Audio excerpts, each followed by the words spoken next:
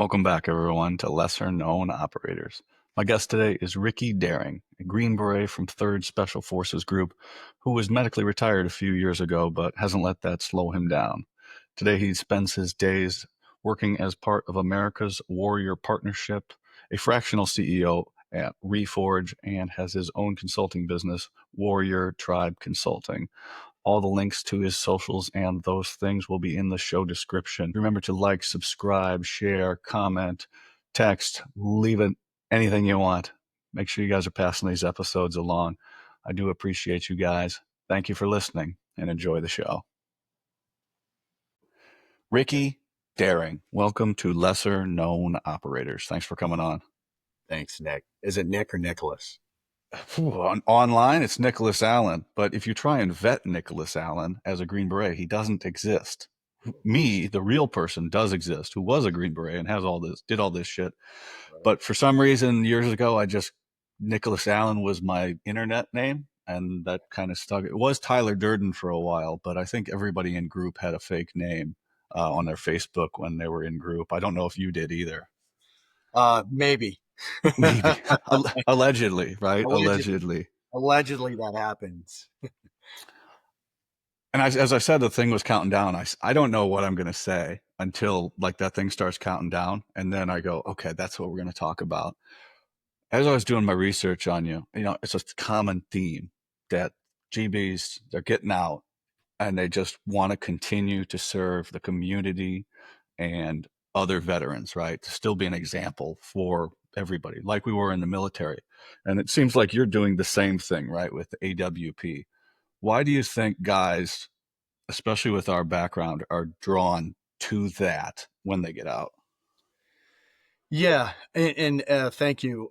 With AWP, they're a nonprofit, and then I also work with Reforge. I'm a fractional CEO for them. They're a nonprofit as well, based on giving back to veterans. And to your question, it lies in purpose, and it's a big thing that veterans specifically have in the military. You have purpose, you have mission, because it's integrated into your culture and what you do. And when you're a Green Beret, you're a Tier 1 or Navy SEAL and SOF, you're operating at such a high level at the tip of the spear that you feel the impact of what you do every day. You see it, right? You have policy, and then you have like execution on the objective. You actually see a village get better. You see Taliban get eradicated from a village after a mission and the improvements, and it gives you purpose in what you do. And then that purpose ties to like why you're living every day, and you're literally doing that in combat, right? The only thing you have to do is take care of your buddy and live the next day, and you keep on that mode, and then it's driven by purpose, and then that purpose gets fueled every day, and you're in this constant cycle of purpose, mission, purpose, mission, purpose, mission on a deployment, and it continues. So I would say that the Tier 1 guys, and when you get out, that's what you have, is you have this deep purpose to serve. And then the civilian world's great. There's a lot of great jobs out there, but none of them are going to equal the service and purpose that you had in the military. So when you get out, you're looking for ways to impact. And I think that naturally we gravitate towards our friends, and, A+ players, team A players hang around team A players for the most part, and you're going to get that type of energy, and it just feeds off it. And we all get out, we connect, we drive off each other, we collaborate, and then we have to find a deeper purpose. And it's not necessarily in the work that we do, right? I have a job that I get paid at. I have a purpose to do that, but it's not tied to like my overall purpose of what I want to do with the rest of my life. And that's where we connect to nonprofits, and we connect to our community, and that's our way of giving back. So I know it's kind of a long answer, but that's how I look at it. Well, it's a long form, long show, man. That's what it's all about. Because some of the other Green Berets have podcasts, they range in there. My show goes towards the far end of long, where we're trying to go with long conversations and long, full answers. But Yeah. I know what you mean there, right? And you get out and it's not the same.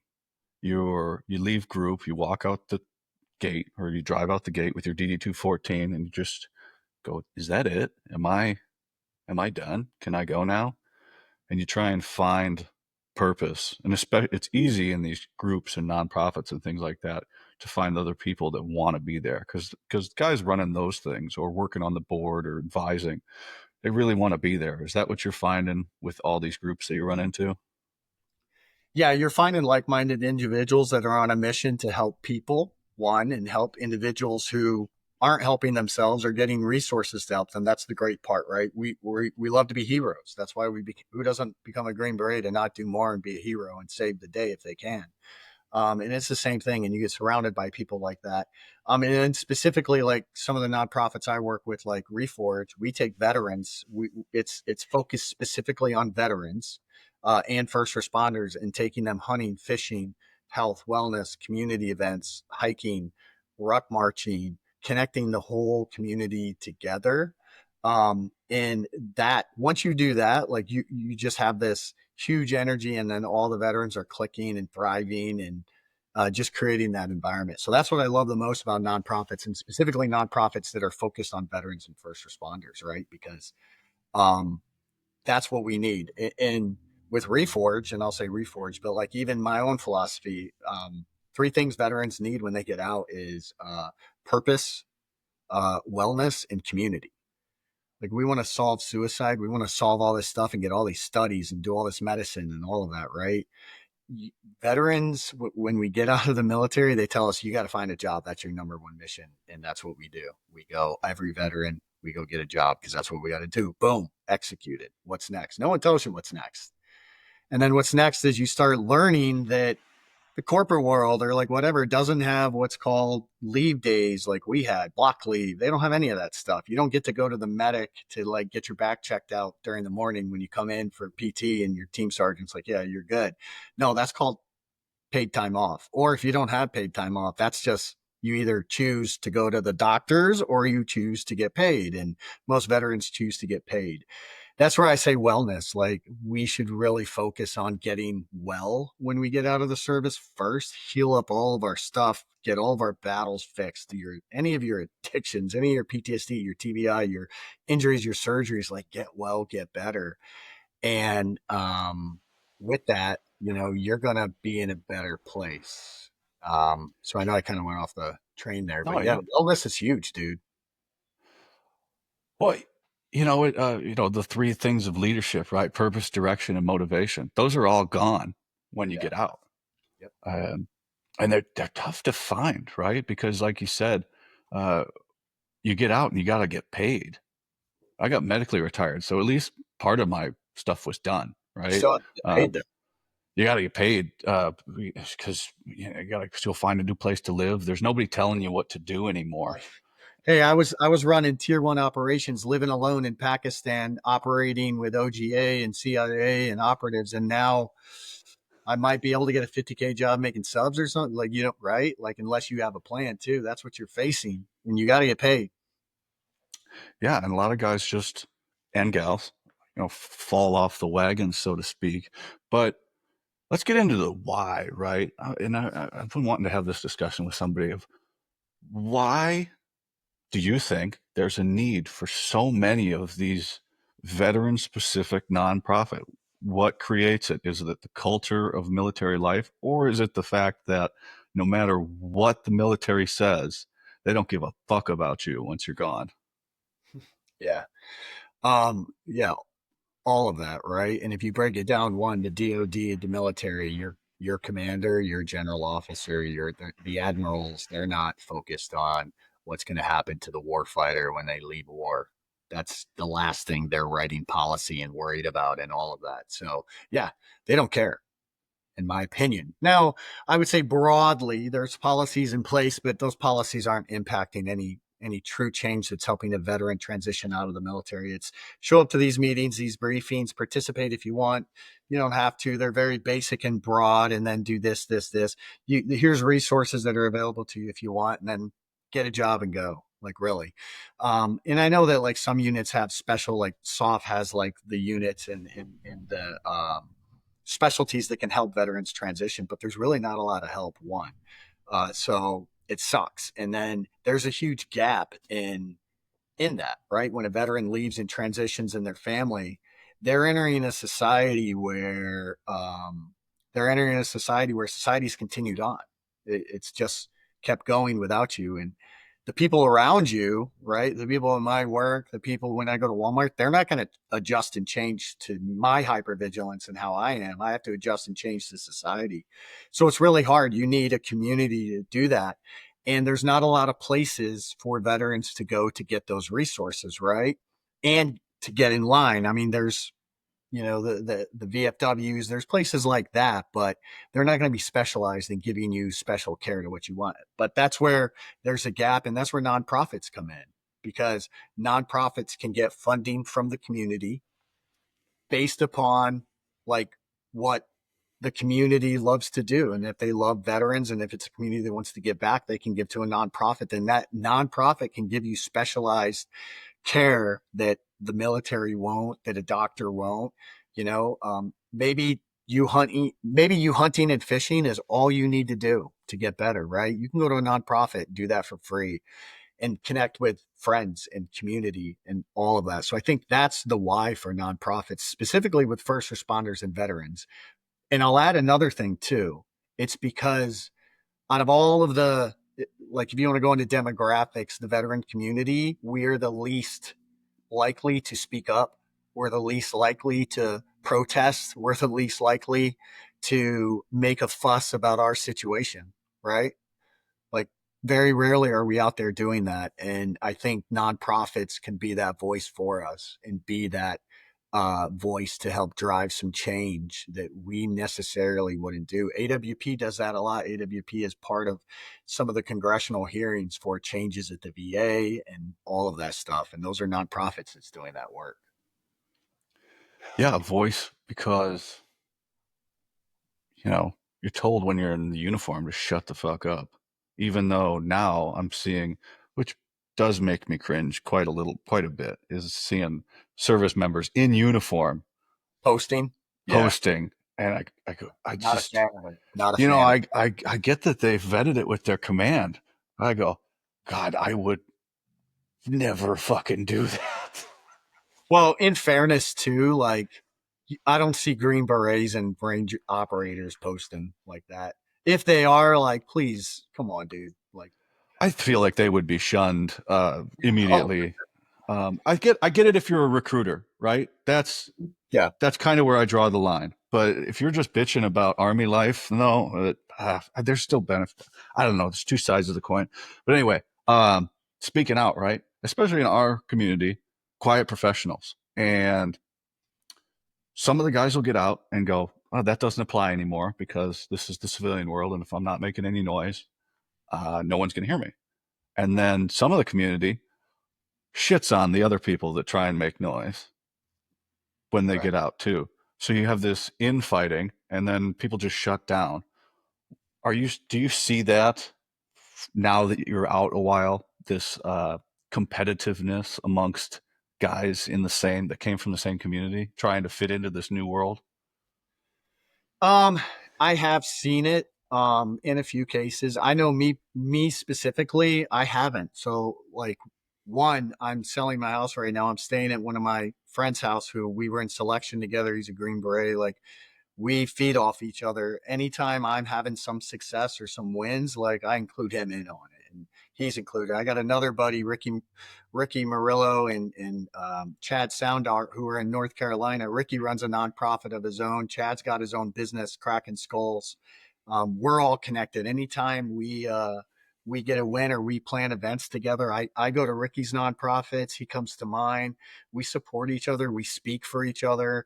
Um, because we should, right? Like I hate the infighting crap. Like why not help each other? We should be a thriving community right now. Like the more you win, the more I win, brother. That's how I look at it. And we Yeah, should be helping each other thrive in the best way possible. And that whole competitiveness, it's there, but like it can be competitive in a different way where we're collaborating and being competitive to win the same way, get the same wins and same goals and impact the community. the reason I bring it up, right, is because I'm not seeing it either. I'm, I'm interviewing. Everybody's very supportive, and everybody a message. And even if they can't come on, they give me a reason, or they tell, oh, this, I just can't. I'm too busy. Something. They're not telling me to go fuck myself. So I just don't know where it's coming from because you hear about that more than you don't hear about it, right? You don't hear about the everybody working together part. You Yep. hear about this competitive nature of us as civilians now, and I just don't know where it's coming from. Is it coming from a couple of the influencers that are giving everybody else a bad name or something like that? But I just think it's like it's another thing that's getting skewed by social media and the media that we all fucking hate each other also. Yeah. I agree.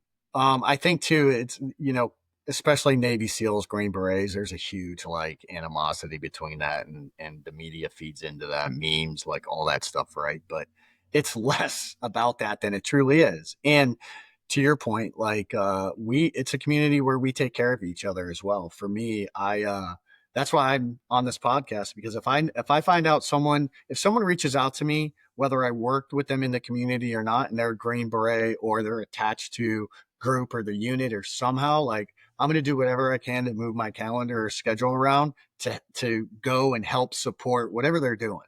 Right. Like, Mhm. because we owe that to each other. And I know the sacrifices. It very rarely, when I get an email or a phone call from someone that I may not know specifically, am I related to them in the sense of I know what they've sacrificed, I know what they've done in their life, I know a lot about this person without ever meeting them, right? So that's how I look at it. Like, this is a person I know that's been through the same training and background and culture as me, and 9 out of 10, I can trust this person, and I need to take some time to hear what they got to say and connect with them, right? Yeah, you can definitely vet somebody 90% of the way by the similar background. And then the other 10% is, I know somebody, 1 degree of separation for all of regiment, which is crazy. Like you can go back 30 years. I mean, I know somebody that knows that person that we're talking about, right? It's really unbelievable sometimes. Is oh, this person, then we find a way to get to them. It is such a great community. But what why do you think these veteran retreats, like even just something physical or a hunting or fishing or maybe even just getting around the fucking campfire and telling stories again. Why do you think those small groups like that help guys and gals so much?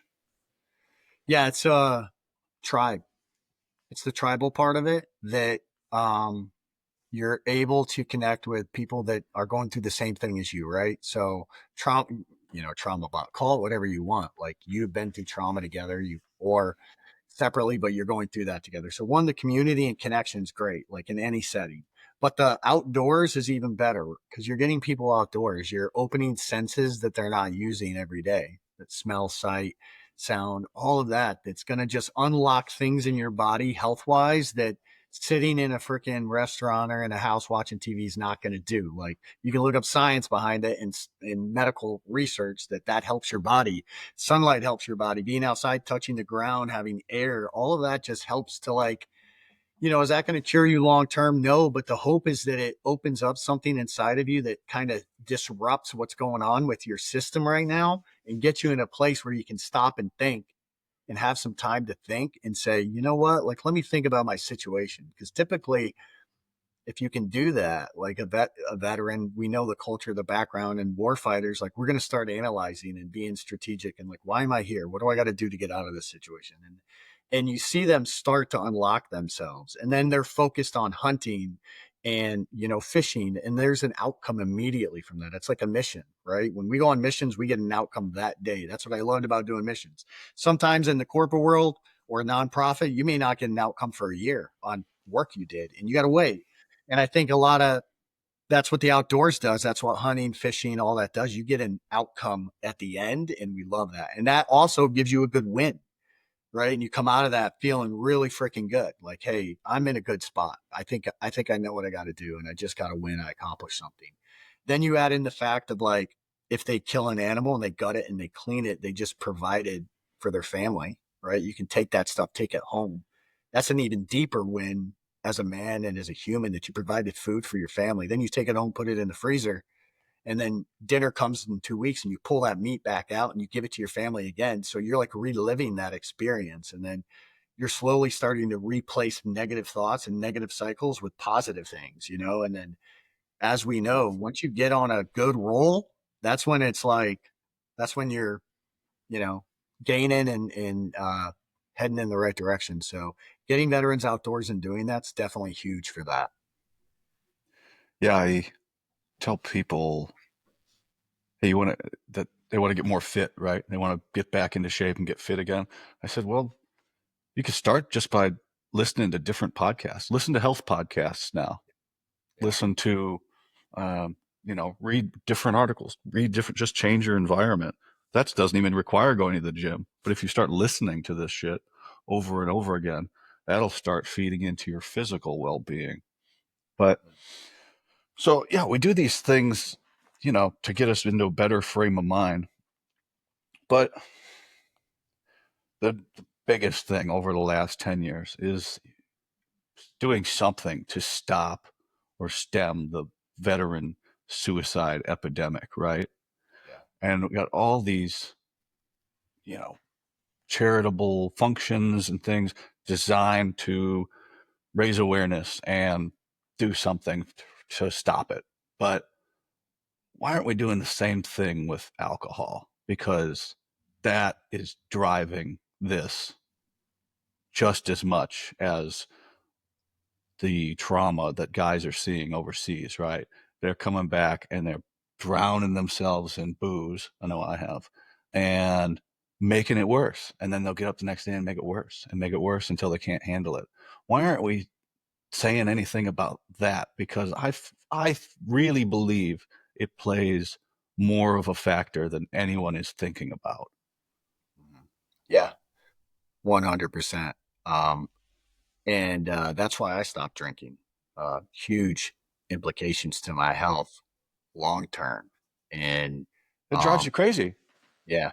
And you're, I think it's, one, it's not talked about. It's kind of a hush thing because, like, it's like cancer. If you tell me you got it, then I could get it, or like you don't want to be around it because, like, I veterans, we have a very strong connection to alcohol, a history, if you will, not even just our own history, but just history of America with alcohol and wars and everything. There's just such a connection to it and all of that. So it's a really hard thing to break and a really hard thing to be negative about, right?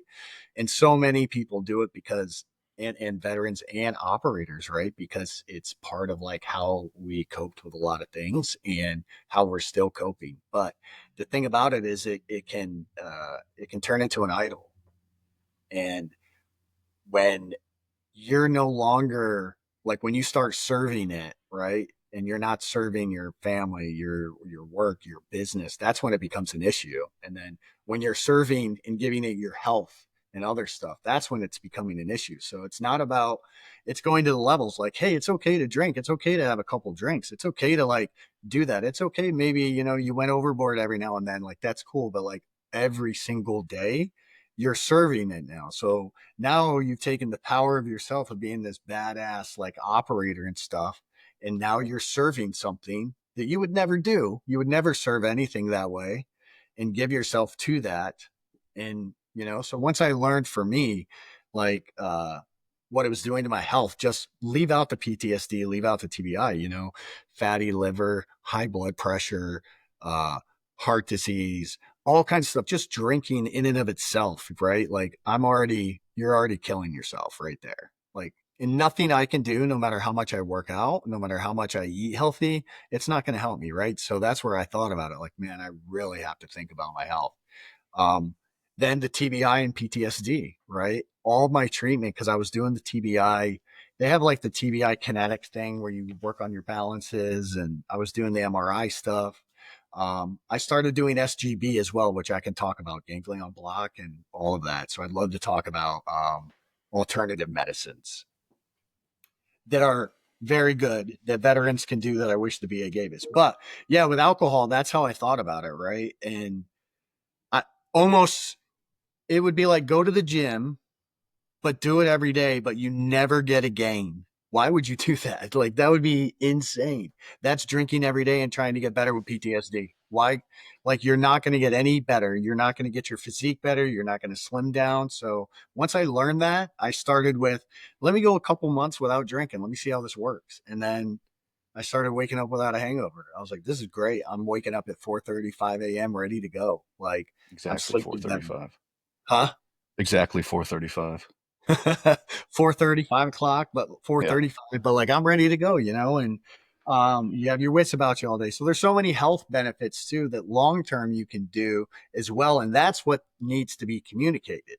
That's not communicated in a way that would really relate to a lot of the people in our community in special operations, right? Yeah. And for anybody listening home, like, oh, Nick, or thinks that I'm on my high horse because now I'm sober. Oh no, I fully admit I was a fucking mess a year ago. So you'll get no denial there from me.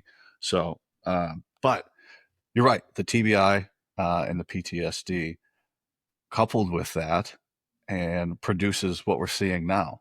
And I think everybody who is in special operations has multiple traumatic brain injuries they don't know about. Yeah. And they just chalked them up as something else because it's very easy to mask the symptoms after a field training exercise or after an injury just by just having a couple drinks where you kind of mellow out and you don't realize it.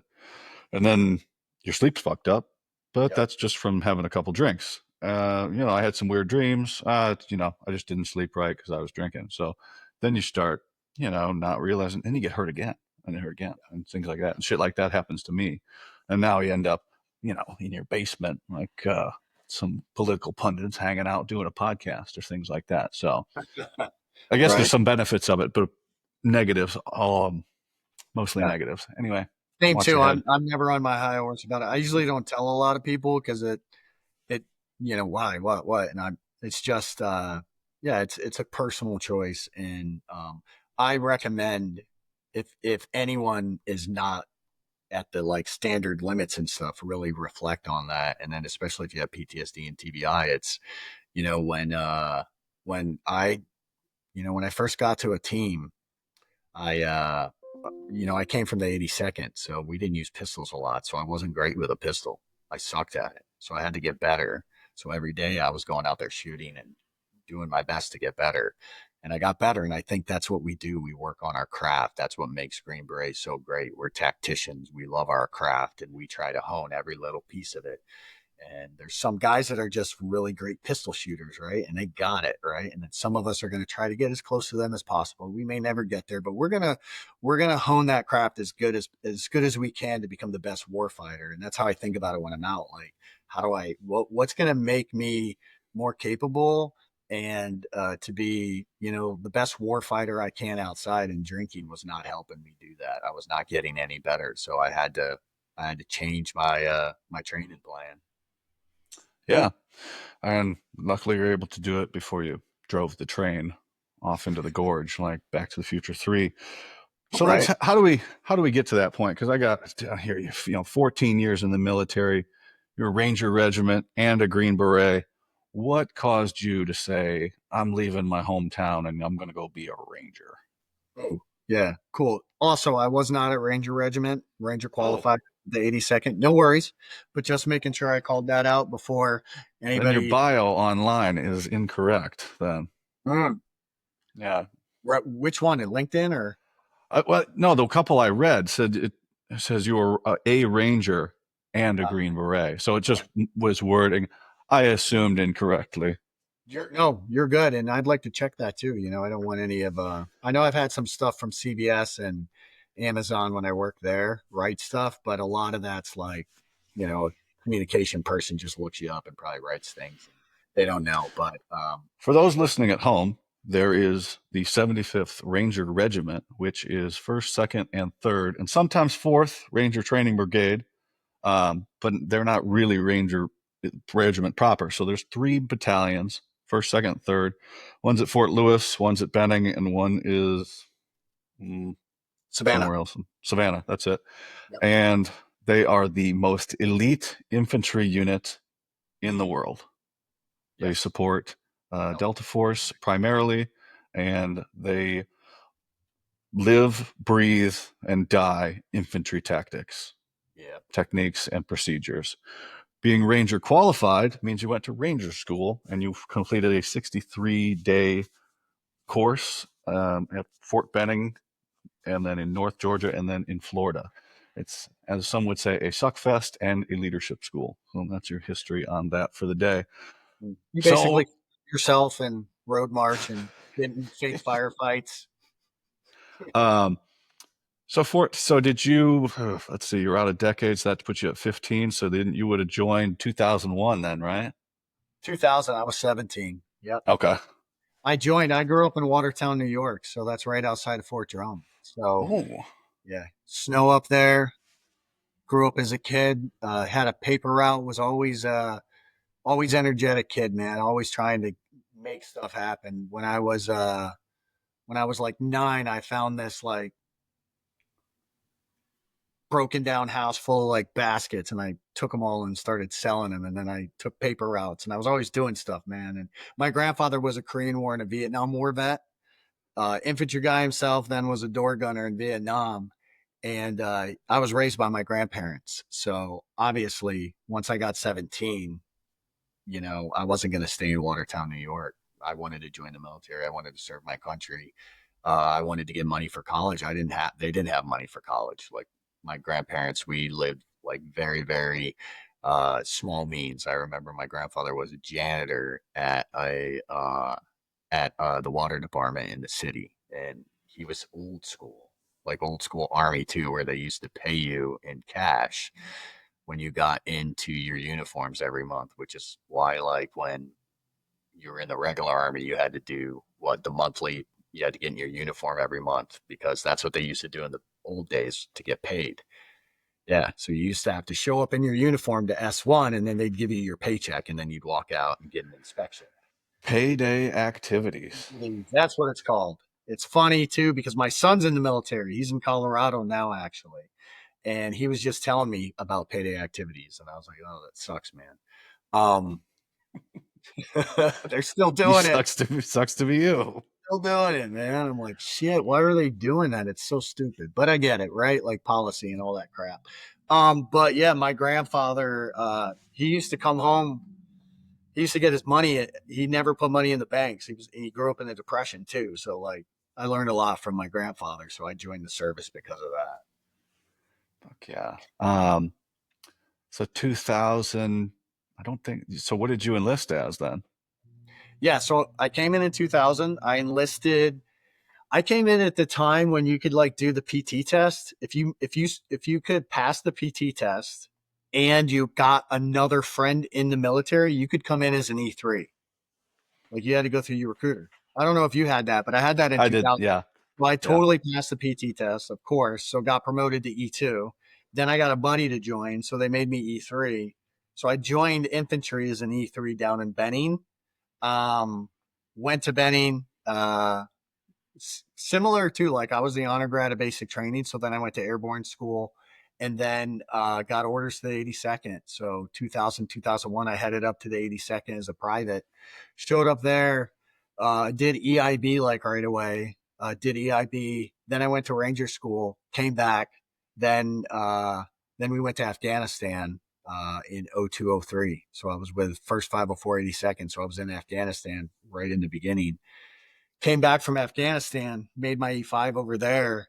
Then I was an E5. I was an E5 jump master. I went to jump master school in E5, 82nd jump master school. So then I became a jump master. And then we went to Iraq in 03, tail end of 03, 04, Fallujah, all that crap. Went to Iraq, then came back.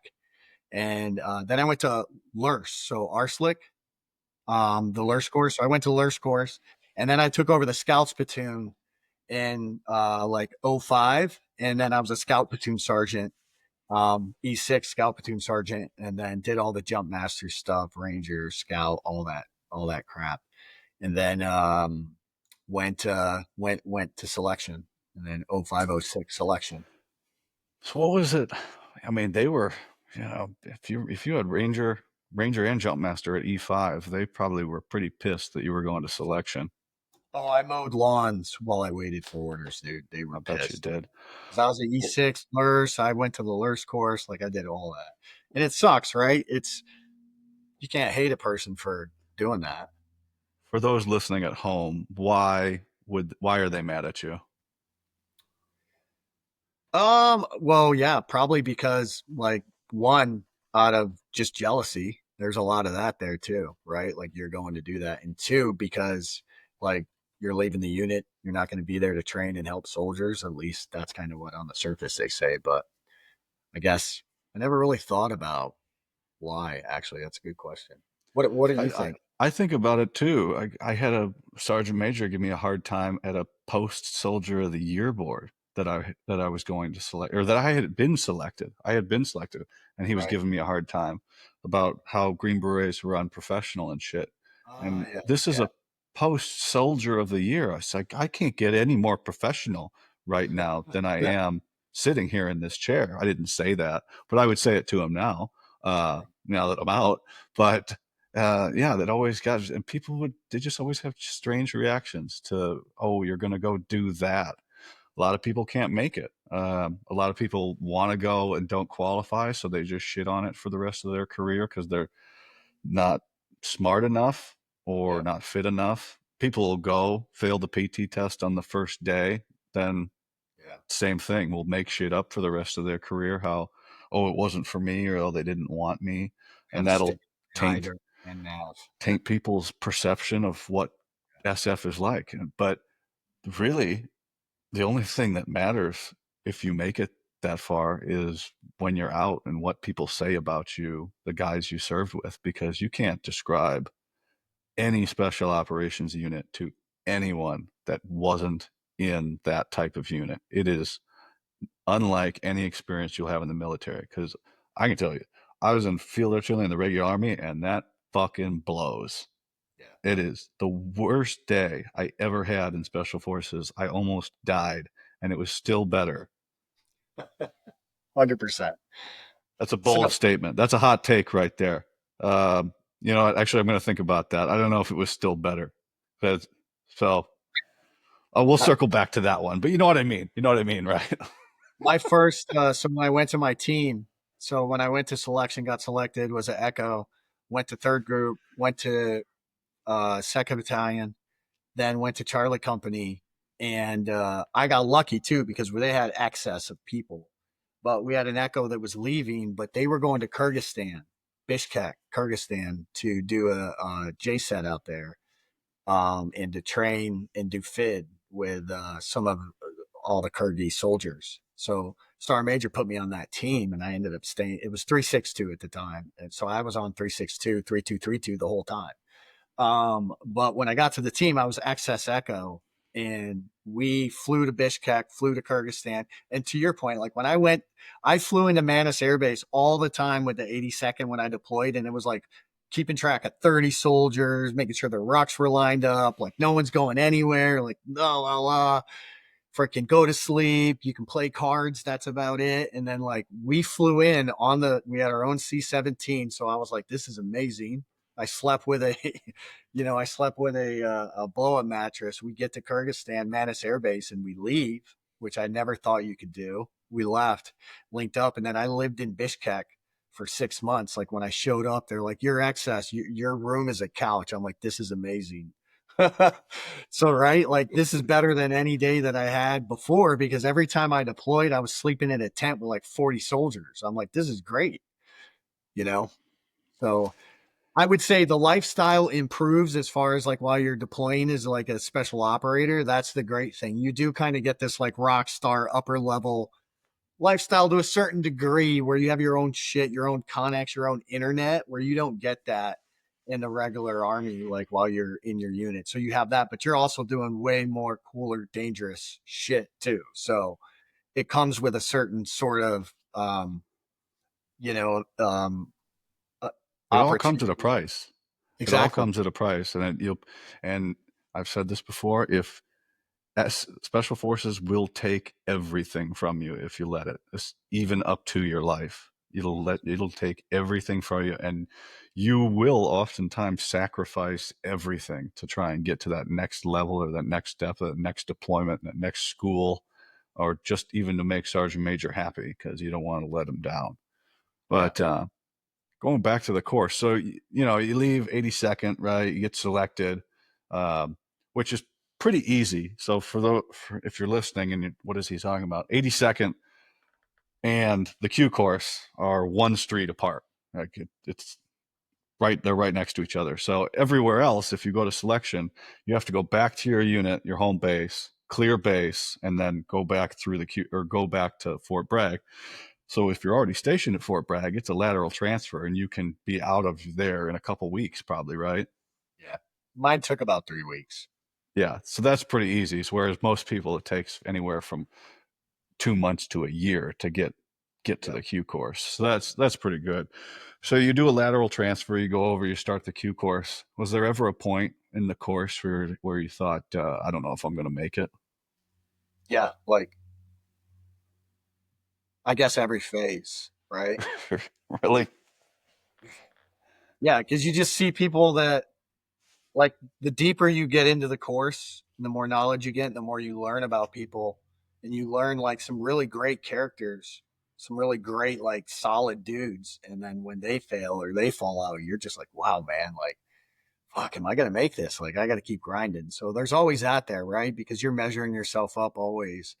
But it's a grind. And then there's the unknown, right? Like, will I? Well, I hope I don't get injured, because one injury, one really hard injury, like, you waste. It's done. It's just one of those. So it's there's always that thought of, like, can I make it? But I think for me, like, I would always take the extra time to stretch and do things that, I would hope that was like advancing myself or helping myself, because I would be worried about stuff. I would study a little extra. I would do a little extra. I think so. The worry for me kind of drove me a little bit, and that's the way I am too. When I worry about things, I kind of like take some extra time to make sure that I'm good. So I think it helped me a little bit. Yeah. I know everybody deals with going through it differently.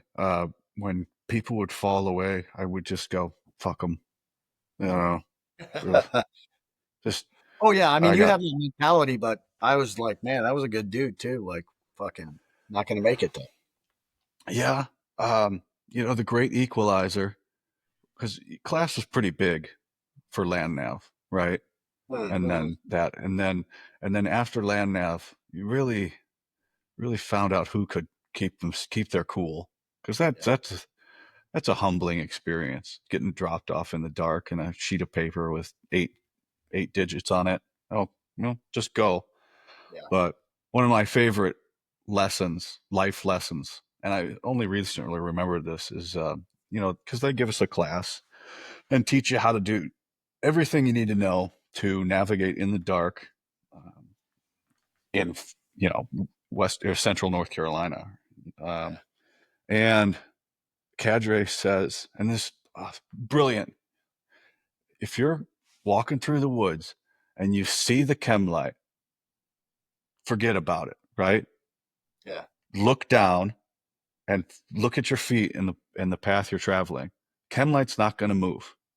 right, Look where you're going. And he says more guys get injured because they get fixated on the finishing point and they're not looking at what they're doing. yeah, And I thought that's a great advice to apply to life in general, right? yeah, You can see your target or your goal way down there, but if you don't focus on what you're doing to get there, you're going to get a stick in your eye, like guys would do in the course. And I think that's a great one of those life lessons from selection that I always carried on. That and perfection is the enemy of good enough when it comes yeah. to team week, right? Fuck. One one I loved was, I don't know if he was there. I forget the guy's name, but he was at a cadre in selection, and he would walk around and say, "Shit floats." I Oh, loved that. okay. He would just walk. Um, Shit floats, and I was like, dude, it's so true. And he's just basically trying to call people out. And this was during selection, so I was like, that's a good life lesson, man. It does. So, uh, but I love it. Yeah, one step at a time. And land nav teaches you that. And you're right, it's humbling. And for me, because I had gone to LURS and done a lot of those courses, I was mhm. pretty good at land nav. But even that course is just brutal, dude. That the land nav course is just brutal. LRS is long range reconnaissance and surveillance. Yeah, so now it's like RSLIC, reconnaissance, surveillance, leadership course, or whatever Okay. it is. Yeah, The Army loves its acronyms, and we have this propensity to remember them all that are completely useless in the civilian world. But you bring up some random DA form, counseling form, or something like that, and go, "Oh, I know what that is."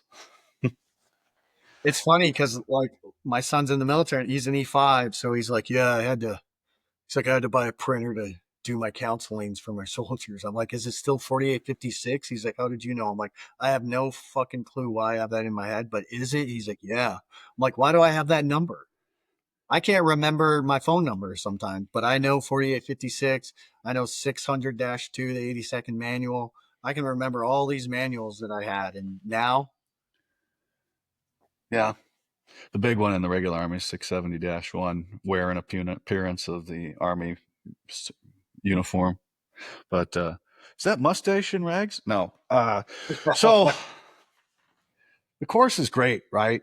Because you're building, building, building, and then they hand you your beret and you get your tab, and then you're just a new guy again. What was that like? Because you're pretty established in the 82nd when you left there, and now you're going to go to group where kind of back to the bottom of the totem pole, even as an E6. yeah, yeah. I I came in and I knew right away, like I'd come in and luckily for me, I had a mentor in the 82nd who he was like an old school SF guy and he had gotten out of SF. He had gotten in some trouble, but he had gave me some advice on like making sure you show up like third group, you gotta show up with beer, like when you report. So I I showed up think with beer. that's universal. Yeah, I I don't know think, if it's yeah. universal. I say that, but like I knew that right away. So I fucking came in loaded. I had a truck and I showed up day one and I shut my mouth for a while and just stuck to like what I knew, which was just the 82nd. Like I just stuck to that. When I asked for an opinion, I gave it and then I just learned and absorbed as much as I could. And then yeah, but it's definitely one of those. I mean, it's a test, right? Like you're being evaluated by everyone on that team, and everyone on that team has a say if you belong there or not, and they're evaluating you too. So it's even like selection and all that, you're through it, but now it's like, now this is my career on the line. Like now I'm here. Like I got to execute, I got to perform, I got to make sure that I'm integrating with this team and these guys, and then doing my job at the top of the freaking at the top of my beret, working at the top of my level. So, yeah, it was wild. Yeah, this reel I put out the other day, it's like earning the beret is not the hard part. It's earning the privilege to wear the beret every day, right? Yeah. And that's really when it begins, is when you get to group and you're around some bad motherfuckers, right? Just tough people. And especially at the time you were getting there, third group, constant back and forth to the Middle East. Oh yeah. Yeah. What was the attitude like at group at that time? Take no shit, man. Train, go to war. Train and go to war. It was really focused on that, man. Like teams doing what they need to do to go out, train, get to the range. A lot of training, a lot of road marching, a lot of PT, a lot of exercising. I don't know what it's like now, but like that's what it was when I got to group. '05 to like the 2010 time frame. It was a lot of that, and just taking care of each other, looking out for each other, and just doing as many missions and going on as many J sets and training as possible, dude. It was balls to the wall. What was your teams? Were you guys a cardiovascular fit team? Or were you a strong team? So we did a lot of mounted operations. So I would say more of a strong team. We weren't. I was a runner when I came from the 82nd, so I had that in me to like do cardio and stuff. But it was more of a weightlifting team, uh, more jujitsu type. Like Wednesdays, we would fight and box and do combatives and stuff like that. And then we did more combatives. It was like our PT would be combatives 2 times a week, a road march, and then, like a short run or gym or stuff like that. Like we weren't running that much. But yeah, that's kind of yeah, I would say definitely working out. I know the Deltas, the Echoes, and the Bravos. We had a Charlie that never worked out, but for the most part, we were a workout team. Go to the gym. Yeah, I mean, that's a big thing in group because most guys you're dealing with some fantastic athletes. Oh And yeah, it's not like the regular army where there's people on profile and not doing PT. Everybody's a stud. Even if you say, oh, this person didn't work out, they're probably pretty fit still. yeah, yeah, yeah, It's, it's crazy the difference. And that's also driven by the team sergeant as well. The team sergeant's like, we're lifting. Well, I guess we're going to be in the gym lifting. yeah, yeah. And you say, I don't know how it is now. And that just kind of, I remembered back to group, I don't know. I don't know how it was then, really. Like, Right. you just, because the tempo of life is so fast in Oh group yeah, yeah, that you're not getting 5 days of PT in most days. yeah, You get three, or we're in the field, or we're doing this. Hey, you got to go here. You got to go to this school and shit like that. So you've got to all the shit you have to do, right? You have to be proficient in a language. You have to stay physically fit. You have to know your job. You have to stay up on all this admin shit. It just goes on and on and on. How did you keep up with all that shit? yeah. You know, that's a good point because I think back then too, like how did I like manage all that stuff at once and do all that? Um, I think some of us have the propensity to take in and get better, and that's why like the course is so great and it selects us, and the average 3 out of every 100 make it, and they find personalities that are going to grind and go, and that was always me, and I always wanted to do a great job for the guys around me, right? So like, and as an echo on a team too, echoes and bravos, I would say this isn't well, no, I think every team because Deltas too and Charlie's, but like I So was that's always all of them. yeah. So now everyone, but I was always getting advanced because now I thought about it. Like no, I was always getting advanced stuff as a commo guy. I was always having to. There was a new radio, there was a new system, there was a new satellite comm, there was a new channel, there was a new way to do this, a new way, and I was always having to stay up on the newest trends. And then we transitioned into VTCs, and like you're learning how to do a VTC and how to connect all this stuff. So I was always learning and trying to stay on top of all of that because the last thing you want to do is fuck up, right? You don't want to be the fuck up, especially like on a mission and we can't get on VTC, we can't get the comms up, we can't get anything. So I took it so seriously that I think that focus just blinds everything out and you're like a horse just ready. I think it's for having to stay up on technology and the changes in the social and technological environment, that goes at the top. Like your guys' shit is changing every couple of years, completely changing. Like we don't even like the stuff that worked when I was in. Yeah. None of the shit that worked when you were in worked when I was in, and all the stuff that I was worked still when I on was in is radios with an gone. ANCD. I wonder what they use now. No, they're gone. Everything's gone. It's all different shit now, right? And so they're first. Then it's deltas, but there's so much information there that you'll hear doctor like that are influencers regularly say, we Google shit all the time. Yeah. So that goes back to comms. If we don't have comms up, then the Delta can't Google his shit. I Oh, would say Charlie's last because our stuff doesn't evolve that much. Like construction and demolition has doesn't very few changes. I mean, when I see a different kind of screw on an Instagram reel, I get excited. I was like, oh my God, that's so crafty how they got the head. Isn't this cool? Oh, you're asleep. But right. yeah, and then Bravos are ahead of us because there's new weapons coming out all the time. Now, if anybody disagrees with me, please hit the comments or send me your hate mail at lesserknownoperators@gmail.com. But yeah, you have to constantly be up on the new shit and property and all these things. Can you imagine what they have now? They got fucking drones and all kinds Oh, of shit.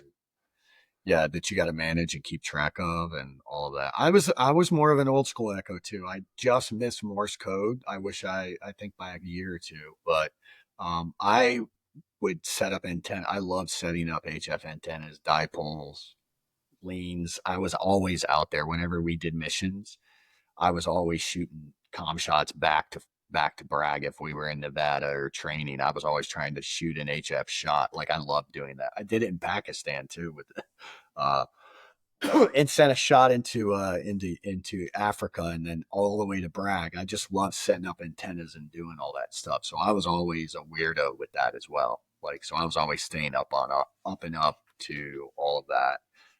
And we're just they find a good way. Like we're all constant learners. We find ways to navigate around things and to figure it out. I remember, um, I wasn't that trained in computer systems, and the team sergeant wanted to connect all of our team computers together on a hard drive. Do the whole process of making it like a SharePoint. They didn't teach us that in the Echo course. I went and learned how to do it, struggled through it, but figured it out. Right, and that's what we do. We figure shit out and in our field to the best of our capabilities. And if we can't figure it out, we'll find someone that can, and then we'll get it done though. And that's what I think. You turn off the blinders on everything else, and then you're just executing. You're in this state of just bam, bam, bam, bam. Yeah, get into the cycle of always going to the next thing, and whether, like I said, you got language refresher, you got to do this class and this thing. What kind of schools were you able to take advantage of while you were on a team, or was it just constant deploying? I went to AM General. What else? I went to a few things. I went to some L3 commo stuff, a lot of commo stuff. Um, we did some apprehension and avoidance type stuff. There were some shooting courses we went to, Blackwater driving classes, stuff like that. But yeah, it was a turn and burn for a while. And then when our team went to Pakistan and we did like split team ops in Pakistan for a year. So that was legit a full year. So that took a lot of time away on life. And then when we came back, acclimating, getting back into, and then we deployed again. So it was really balls to the wall, man. Group was like turning and burning. Hmm. What was the difference in deployment, combat deployment, like 82nd compared to a 12-man ODA? Way more firefights, right? Huge. Like the operations, the firefights are just intense, wild. Some of the most wild firefights you'll ever be in. Um, 82nd is more. There have been some instances where units have been in like some deep firefights and stuff, but like you're more security. You're working with the police, border, stuff like that. You're doing clearing of houses and all of that, but you're not going to be interdicting highly trained enemy, you know, combatants like Green Beret. Like we're fighting the fucking legit of the legit too. That's what's not considered there. That's who they're sending our way. They're not sending peons, like so. And that's not saying less about 82nd and all of that. You just have a lot more uh different type of like missions that they're doing now, where it's going to be less of the interdiction, less of the door kicking, attacking, and being strategic and operating in a village or an area of operations. And your area of operations on a team is a lot larger than even what a platoon or a battalion of a regular infantry unit would have. So you're covering a lot of ground in a lot of area as well. So you have to uh, think about how you're operating differently. And then you're switching where I was a, squad leader, platoon sergeant in the 82nd, where I'm taking care of Joes and shit and maneuvering them to like, I now have a role in this outcome that's way deeper than I did in the 82nd, right? Like my bullet matters even more in this situation. Like my actions matter. So you're operating differently too, right? You're almost like you're a team player, but your individual contribution to what you're doing matters just as much as your leadership. Where in the 82nd, you're shooting and doing stuff, but you're maneuvering people and you know, um, where in the 80s, where deployed, I would say you're doing kind of the same thing with like A&A and the Iraqi army and all of them, but you're covering a larger area. The firefights are more intense and all that is, I Yeah. guess, what I would say. Yeah. it's a totally different thing too, right? I mean, there's no, I mean, you'll have some attachments, enablers, and things like that, but there's no privates in SF. Everybody's a senior dude, and a team will develop its missions sometimes by itself, right? Whereas, 82nd deploys at a minimum at that time with a brigade. They would send the whole brigade. It was thousands and thousands of Yeah, soldiers. yeah, huge Where operations. we were deploying as battalions at most, companies sometimes, Yeah, but yeah, you got a few hundred guys around the city doing covering a whole section of a country. That's crazy. yeah, Um, how did your like concept of war change though? Because so your whole career now yeah. was brought you joined, trained for conflict in the Middle East, right? Which was Mhm.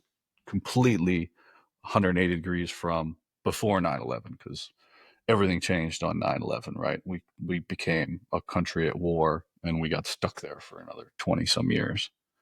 Yeah, How did your perspective of things change and what we were actually doing in the Middle East during your service? yeah.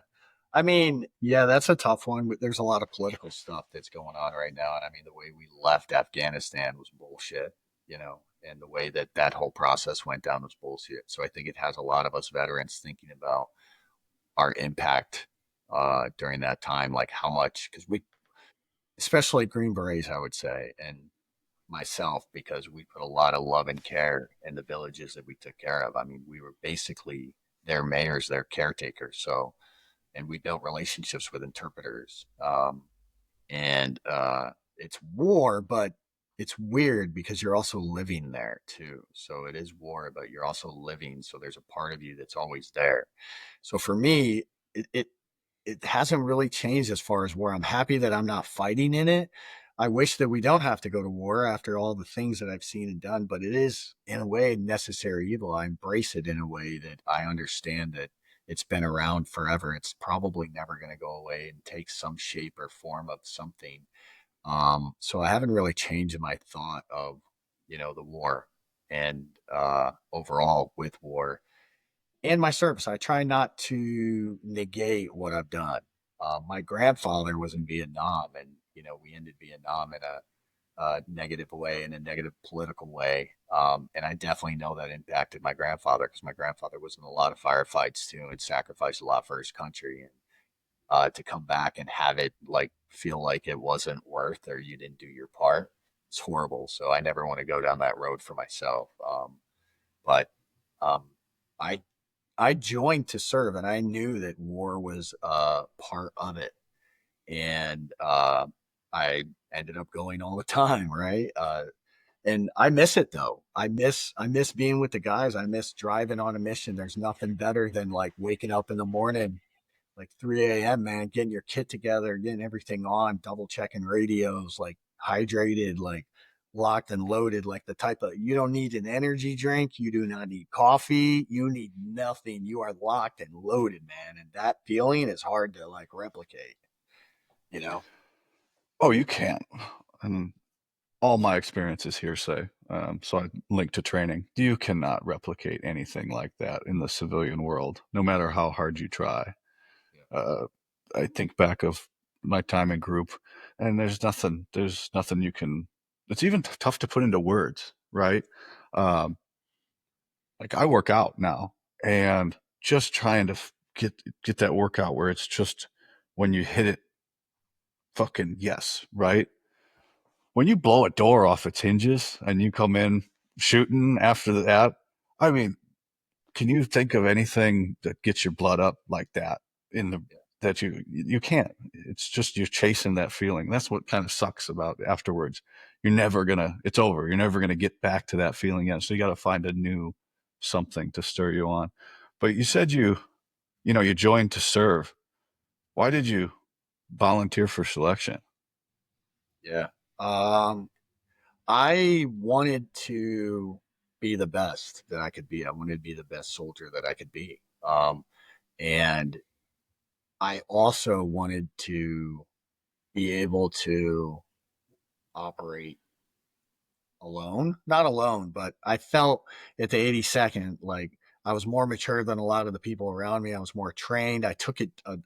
My mindset about going to war and doing things in training and the job was so different that I needed to get out of that environment. It just was not healthy for me because it just wasn't a culture that I fit in with. Now, that's not to say that there weren't people like me there. Just that culture is not built around for like high performers that are want to be elite, right? Like that's not a conducive culture all the time. So I was ready to get out of the 82nd, and what was a driving force actually of me going to selection was when we were in Iraq. So when I was in Iraq, I we had gone through Fallujah. I had stayed at Camp Mercury, which was like a brand new camp. Like we just had set up like our showers. We went like a month without showers. We were taking showers with water bottles, and then we got it set up. And I was at a Camp Mercury. We got that thing built up. This is a time when there was no internet. Like we went that whole deployment, no internet, and you had a little phone you could use once a week. And we went to Ramadi, and I was at this little compound guarding the college that's in Ramadi because they had like explosions and stuff. But we spent 6 months there. No, 6 months. Sorry, 6 weeks there guarding just these towers. And I sat at that tower, 12 on, 12 off, 12 on, 12 off. Freaking horrible, dude. I hated it. And there was just one day I was at that tower. And I was like, there's probably so much going on out there that I am unaware of. And I'm just sitting here with the double knots with the single or what were those like PBS sevens or like those ones? And I'm like, this is ridiculous. Like I can see nothing. Like this is what am I doing?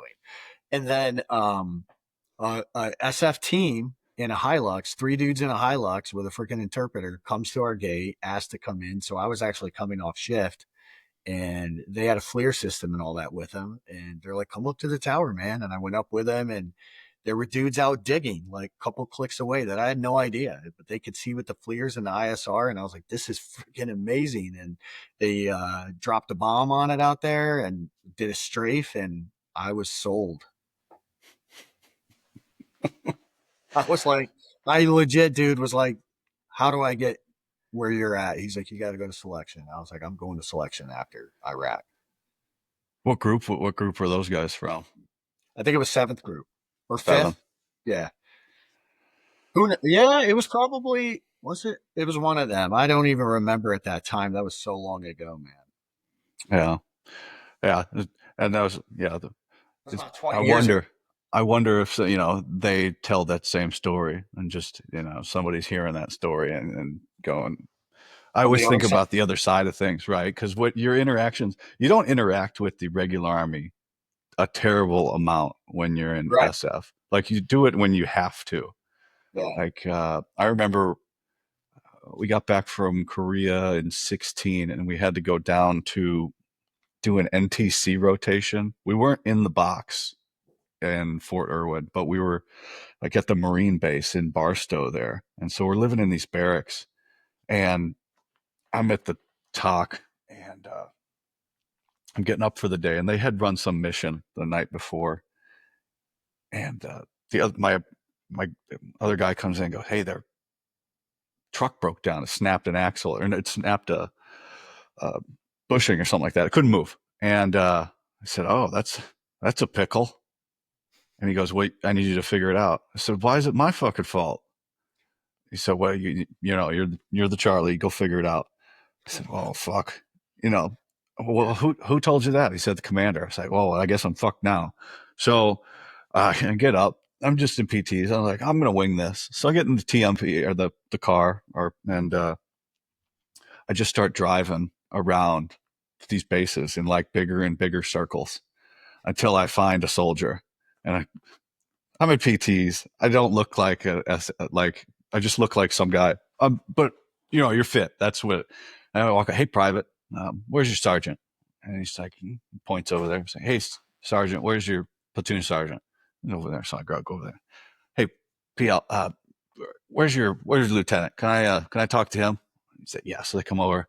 I was like, I know it may not look it, but I'm in a special forces unit and I'm in a little bit of trouble here. And I'm I'm pointing. They're at the railhead. They're unloading their shit, and I was like, I need to borrow that vehicle, and it's up on the train still. And he's like, well, what happened? So I explain it to him, and he goes, I guess you just got lucky because that's our mission out here is to just recover lost vehicles in the desert. And I go, oh, well, I guess I did get lucky. And then they go out and pick up Right. the commander in the truck out in the desert and at soldiers and all that. And the commander thinks I'm a hero. And literally, I did fuck all. Like, I got super lucky. Yeah. Uh, but, all right, these people did me a solid favor. I need to pay them back. And so I had the commander's, the lieutenant's information. I sent him a message, like, where are you guys at? He sends me a pin. So I go back to the talk and I grab two more GBs and we take all the razors, right? 4-seater razors. And I said, we got to go pay for that Hemet ride that the guys recovered our vehicle with. So we Right. just pull right into the center of their camp, 200 dudes from whatever unit, just regular Army guys. And we're in camos and tan t-shirts and ops corps. And I stand up on my thing. I say, Lieutenant so and so here. And he comes out. And I was like, hey, man, I don't have any money or coins or anything to pay you back. But if 12 of your guys want to take our razors out in the desert and do a bunch of donuts for the next hour and a half, they can. Nice. And that's what we did. We took them out. We found a track and we let them rip out in the desert, all the regular Army dudes. And Yeah. that was it. So I try and make a good experience, right, for when you Yeah. do interact with the regular Army. And I hope somebody from that unit saw that and speaks Yeah. good about Special Forces instead of some fucking sergeant major sitting at a board giving me a hard time for not being professional. Like, fuck you. Well, you know what it is? We get the money that they want. We get the missions that they can't, and we get the notoriety and the all that they want. So it's a course, but it comes with all these other things that makes it special. That's why it's special forces, right? That's why when you're in E7 on the ground or you're at combat, you can drop bombs on things, you can strafe things where like the 82nd would never let me do that ever, right? I would never be able to go to Pakistan alone and operate there and operate with another Green Beret and drive around the country of Pakistan on my own. Like you could never do that in the regular army. So, um, Yeah, the level of like, really, you got to do that is so incomprehensible to most people. right. Like, you got a E6 on a team. Hey, we've got a JTAC slot, and they'll send you to Joint Fire Observers course, Yeah. and you get to talk to the F-18s or whatever the fuck they are flying around out there and drop bombs, Yeah. with commander's approval. That's actually insane. You don't have a fucking degree. You barely graduated high school, but you're good at running and you're good at, passing army tests and not quitting. And you're on a deployment Yeah. doing things that people could never, ever, ever imagine. That's why it's just unbelievable the cool thing, right? A team is because you'll have people that barely, barely graduated high school on the same team as fucking NASA rocket scientists. Yeah. And they're all Yeah. just tough, strong, smart dudes. It's really a Yeah. fucking cool thing, I think. Yeah. Yeah. It's one of the best working environments I ever had. It sucks. And it's one of those you wish you knew how good the times were then, right? The good times were, but I look back at that time and I think like I hope I took all that in and which I feel I did, but yeah, to your point, you're around top performing individuals who care about their country, who care about like things that matter most. You're related on a lot of things and you're all on the same mission, the same cause. I mean, what better freaking feeling, man, than to have that every day, that positivity, that optimism. That's what I miss a lot about, man, is like coming into work with like some positivity and some optimism and some fucking around and like, hey, dude, fucking get your head out of your ass, stop being a bitch, get to work, like shit like that. I miss that stuff. I miss all right, man, like let's all go hang out. Let's like pick each other up, help each other get stronger, learn from each other. That team room is like, you know, you learn so much in a team room, man, just about life too, from fucking good humans, Yeah. really good humans. And I miss that in my life of having that camaraderie of like just good humans around you that have so much knowledge about life that like you just can't get anywhere else. Yeah, even talking about it, right? I'm just want it back. Want to get back into it, but also forget you got to remember that there's the destructive side of the team room as well. It'll that lifestyle eat away at you, and it'll burn your life to the ground if you let it. That same environment that'll build the team up will destroy your mental health, personal life, personal relationships, and everything at the same time. Yeah. Did you? Because I mean, there's a lot of divorces in Oh yeah. SF. You're Yeah. not infantry till your first divorce, and you're not special forces till your second divorce. Yeah. I had a divorce, went through a divorce too. A lot of the guys do. It's hard. It's a hard life. It's a hard lifestyle. The tempo's like crazy, and it's a relationship where someone has to sacrifice, and like everyone's sacrificing for the greater good of like the country, the unit, the guys, the team. So you're sacrificing your body, you're sacrificing yourself, you're sacrificing your time from your family, all those other things. You're going on missions, you're living the Green Beret life too. So you just get caught up in that whole thing because, to your point, it just goes by so fast, man. It Yeah. does. It screams by because you're just always going. Like it just screams by. You're always on the go. There's never something that doesn't need to get done, man. Especially when you're on missions and you're at a fire base and you're building on a fire base. Like there's something to do every day. Like you are not chilling, and it's hard to yeah keep any relationship with that except for who you're with. You know. Yeah, except for the team. Yeah, and those relationships are, unless something catastrophic happens, aren't going to go away unless somebody dies or gets excommunicated. But I, I didn't. I know I didn't stop and look around while that was happening. One, because when I got hurt, up until probably maybe, so I got hurt in April. I really don't remember much until October or November of that year. Yeah. That's one reason I know I didn't stop and take a look around. Uh, Two, I have no pictures. None. I have no pictures of anything. Somebody asked me for 3 pictures of me in the service the other day, and I'm having trouble getting them together because I don't have pictures of anything. That bothers me so much, as I had a supercomputer in my pocket and I didn't take it out and take a selfie or anything. Or hey, take a picture with us, the guys. Yeah, yeah, that sucks, man. I have some. I have a lot of stuff on a hard drive, and I have a few photos with me. But I keep a hard drive with stuff. I kind of pull it out from time to time because it is an emotional time too, man. Because you miss it, you miss it so much. That is one disadvantage, though, right? Over like SF as compared to the regular army. So many people, so many phones. Yeah, Somebody's taking pictures, and they all get shared around and things like that. So you have more people that are able to capture that time together of being in that unit. yeah. Where, on an ODA, 12 Sure. guys, maybe there's 10 guys around, 2 are at schools. There's a lot Oh less yeah. Very capture rarely is area. everyone together, and like I was also in the early years of like on a team too, like not early, but we didn't have phones. Like there was a time I was on a team and we didn't have, not everyone had a phone yet. Like it was 04, 05, or like 05, 06. And we had the flip phones. We didn't have like everyone could take cameras and all that crap until like 07, 08, and it proliferated. But same, man, I keep all mine on a hard drive though.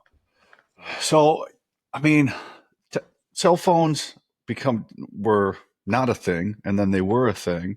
How did that change your relationship in group with being connected? Because you went from kind of being detached when you left from group, and then all of a sudden you're always at work because they can always get a hold of you. How did that change things? Like you mean as far as context of like group reaching me or like relationships Well, trying to follow what you're asking? no, with group, like being, in the army, because, when you left, if you didn't have instructions, you came back when you were told to come back. But now in the army, they can just always get a hold of you and bring you back to get to Oh yeah. work. Yeah, I was there when like all the sergeant majors and everyone started getting Blackberries, and they're all excited, and I'm like, this is going to get out of hand. real quick. I'm a combo guy, so I'm like, oh man, this is going to be crazy because now everyone's going to want email, everyone's going to want access to phones, and then at the time I was like, wait till we deploy, they're going to be wanting to do freaking video conferences together. Sure enough, we're in the middle of freaking war, pulling out a tough book, so my captain can do a VTC with the colonel, and instead of calling him on an iridium, he wants to see his face. We're in the middle, like who cares? But yeah, the access that they have to you, like it just proliferates, right? Like you're easily accessible, information becomes accessible, they can reach you at any time. Back in the old day, hey man, formations tomorrow at 8, see you then. You didn't have cell phones, no one called your house phone to see where you were at. No, no, there's no. If you weren't in the barracks, and they couldn't get to you, and now it's like part of you're just always there. I think that's like one detriment with the modern force is no matter where you are, even if you're on leave, they're still going to get you. They're going to ring you up and get you on for a question. Be like, hey, do you know where this is or how to do this? Because so and so doesn't know how, and they'll just drag you back into work. You're always connected, and that's even in the civilian world now. You never leave work, and you'll see posts every once in a while on LinkedIn or social media that remember to, when you turn your phone off on Friday or you stop checking your work emails till you come back on Monday. Yeah.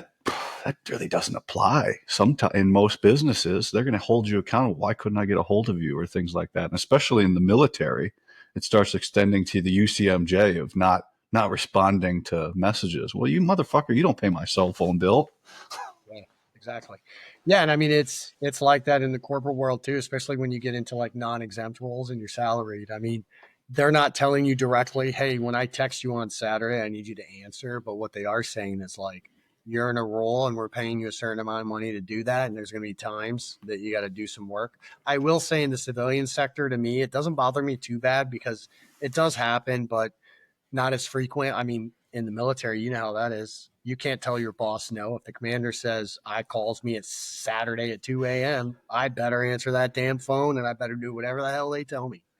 If not, there's pay. You're going to pay. It's UCMJ, it's punishment. And that's the difference between the civilian and corporate world. I tell veterans that, like, do you know how much power you have now? Like, you can go to work and say no and say, this is bullshit. I don't like this. And I'm leaving. And you can leave. In the army, they're like, who are you? Like, we're going to UCMJ. You're getting punished right now. So on the flip side, it's not as bad. Or if they can't UCMJ you, they'll just find a different way to punish you. Oh, yeah. There's always, projects and freaking, duties the sergeant major needs done, trash that needs emptied, lawns that need mowed, projects that need, done, clean sweeps, pine straw on the side of the road that needs bundled up and put in a trash bag. Those are great projects for people who don't like to listen. You were in the 82nd. Remember, what was that? It was always 2 weeks before. Oh, yeah. What was that Oh, called? oh my God, what do they call that? Yeah, with the formation where they do the The whole All thing. American review. All American Week, right? Yeah, you spend a month cleaning, man. They do clean sweep. It's you spend a month just picking up pine straw. I didn't believe it. We were out, and the guys that came over from 82nd, they're telling me, "Oh yeah, just drive around, and you'll see the soldiers cleaning up." And I'm like, "What the fuck are you talking about?" So I drive around, and there's soldiers raking the dead leaves out of the trees because they can't be falling on the ground after they cleaned up all the pine straw and made all the sand look nice.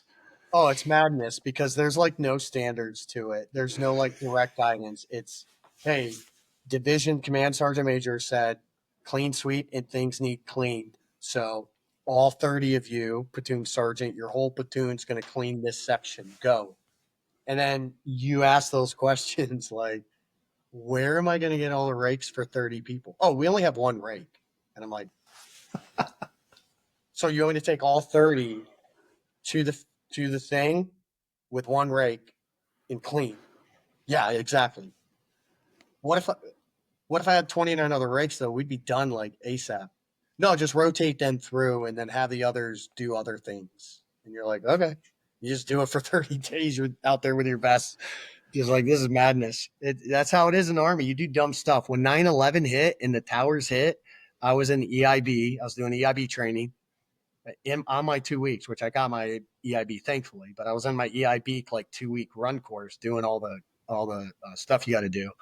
And that's when the towers hit and they called us back to the barracks and like everyone, no one knows what to do. And then they're like, oh, you go guard the barracks. And they gave me like an axe handle. So I'm with a stick. Like, what am I doing? Like, it was just wild. Like the military, it's those good idea fairies, man. So many people have those things. And you can't tell someone that outranks you that their good idea sucks unless you're an SF, right? Then you can do that all day long. You To a certain extent. can, you can make choices. You can do whatever you want. The consequences are going to be whatever they're going to be. I've had so many people on the show now that were on brag at when 9/11 happened, and they all got a different fucked up story of the stupid shit they had to do, Mhm. and whether they're in the course, somewhere in the course, or in language, and they get locked down, or they're at JRTC and they had to get back to brag and shit like that. So Yeah. I got put on gate guards, like they locked the gates down, and Bragg's huge. So they had like 15 gate entrances, and you know how that goes. They sent all the infantry guys to do it. So yeah. I ended up doing a 3 month All American road gate. I was on that beast for 3 months, 12 on, 12 off, which you know how that goes in the army. Like my guard shift starts at midnight and it ends at noon. But once noon hits, I get in a truck. I go back to like the MP station. I get there at like 12:45, download my gear, clear my weapons, turn all that in. It's like, 2 p.m.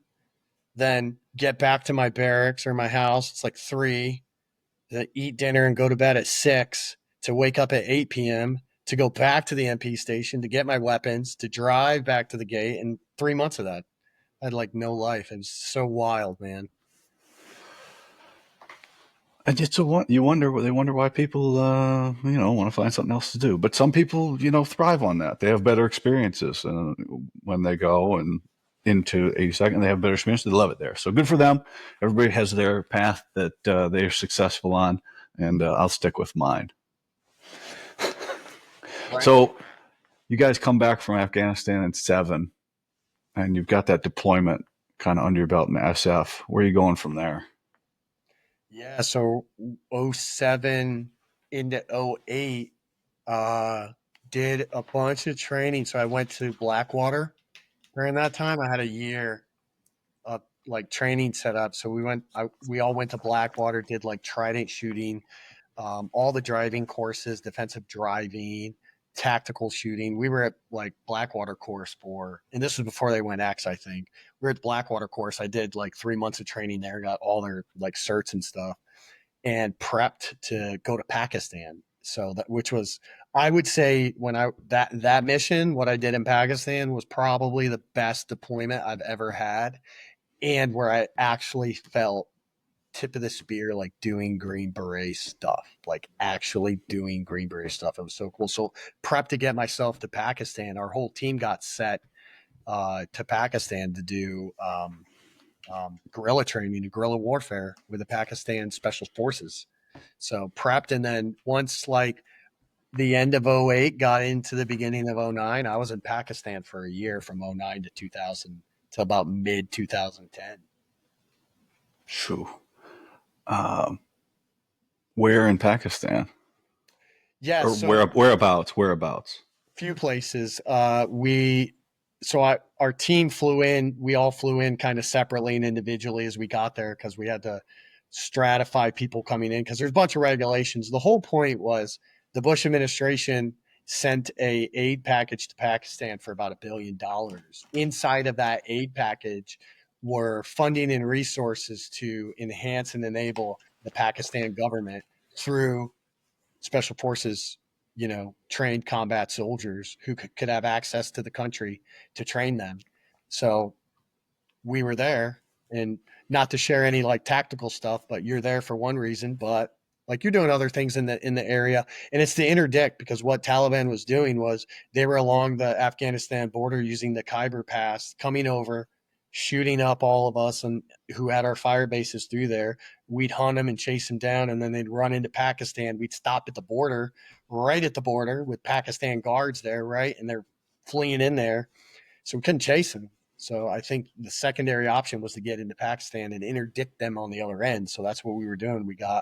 Went through Islamabad, got to the embassy, did all the stuff for security attache, got our funding, linked up with OGA, linked up with everybody there, briefed the ambassador, set up our training. I did combo training, all the weapon stuff. We split up into like two people teams, and we had access through the whole country. I had an up armor, all of that. You're basically driving through the country on your own. It's the Wild West, man. And I stayed in Islamabad for a couple of weeks, kind of refit. Then I went to Tarbela, which is a little bit more west. Stayed there for a couple of weeks, got my gear ready, linked up with the Pakistan military, and then you can Google this. It's pretty cool. I got to stay on a fort called Attock Fort, right at the like Pesh, Afghanistan, right near the border. It's where Alexander the Great stopped to get to India. Bucephalus, his horse that died there, they actually have a grave like 5 miles down the road. But I lived in that fort for a year. Amazing, like a fortress. You could not get in that thing. Huge defensive, like you had high ground. We had access in there. So all the SSG would come in there and I'd train them. We'd train rotations of them and send them out on missions. And you're just out there on your own, man, in the middle of Pakistan doing your thing. Any no that, I get lost. I got like I sometimes people tell me stuff. I'm like, that's fuck. I'm trying to imagine myself there. Like that's fucking cool. Right? Like you're really doing the stuff. It was just like Robin Sage. Like you're in, Really, I was in Islamabad meeting their generals and commanders and like, selling us like, hey, here's what I can do. Here's what I can do. I can teach you this. I can teach your team their communications. I can teach them how to shoot, how to move, how to communicate, all that. I'll do it through these forts. And they let you in, you embed with them. I lived with them. They had prayer every morning. I went to their prayer with them. They had formations. I went to all formations. We ate together. We didn't sleep together. We slept in the same fort, but like I had my own place, all that, man. It was pretty cool. You were immersed in them and you're pretty much surrounded by 300 Pakistan soldiers that could kill you at any time, right? Like they have your weapons. So there's a bunch of stuff you got to do to like force protection and things that you did in Robin Sage yeah. I that was just gonna say, were you flashing back to moments in Sage often or no? for sure. Because and I can share this because this is like an open tactic that we used, which is like when we went into Pakistan, there was no SOFA agreement, no status of forces agreement, or whatever that was, status or yeah, where you are basically if they wrap you up and you get in trouble, like they'll give you back to the U.S. Pakistan was like, if these guys fuck up, you do not get them back. And the ambassador was like really worried about that. There's a female at the time, and she's like, "What if they take you?" And I'm like, "They're not gonna take me. Like you'll find a trail of guns and people, and then I'll be in Afghanistan. And like I got a vehicle, I will be in Afghanistan in an hour. You let them know I'm coming through the border screaming.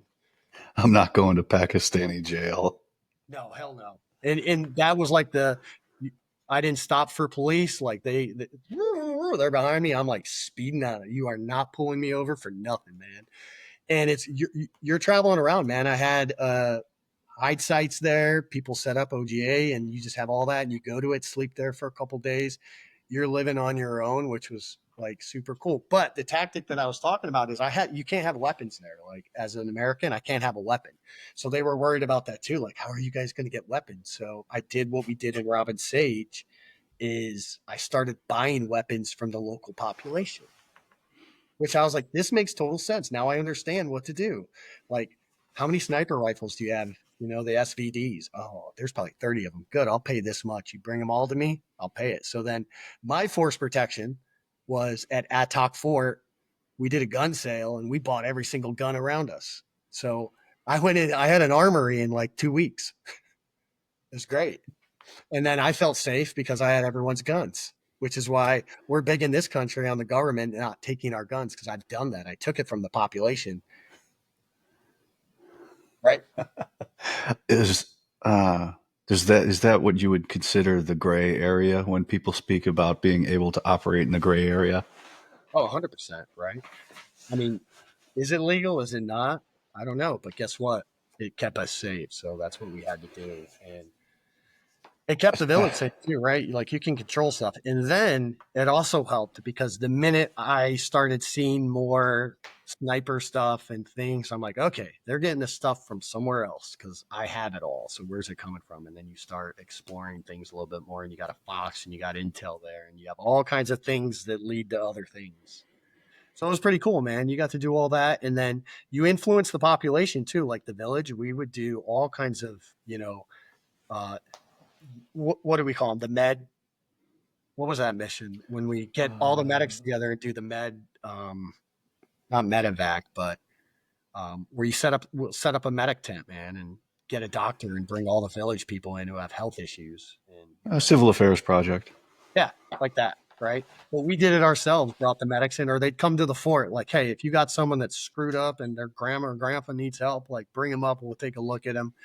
And then you're getting other stuff from them when that's happening. You're getting information, you're getting where they live, you're getting all kinds of things. So you really got to operate at the like top level of a Green Beret, do like gray area, Green Beret type stuff. Like you got to make a decision without anybody's help. God, I didn't know any of this. I don't know if that's like a negative on me. I just didn't know, or just, but not my part of the world really. Third group. I'm out in first group, and you don't hear about that stuff that you guys are doing over there. Yeah. What language do they speak in Pakistan? A lot of it is Pashtun.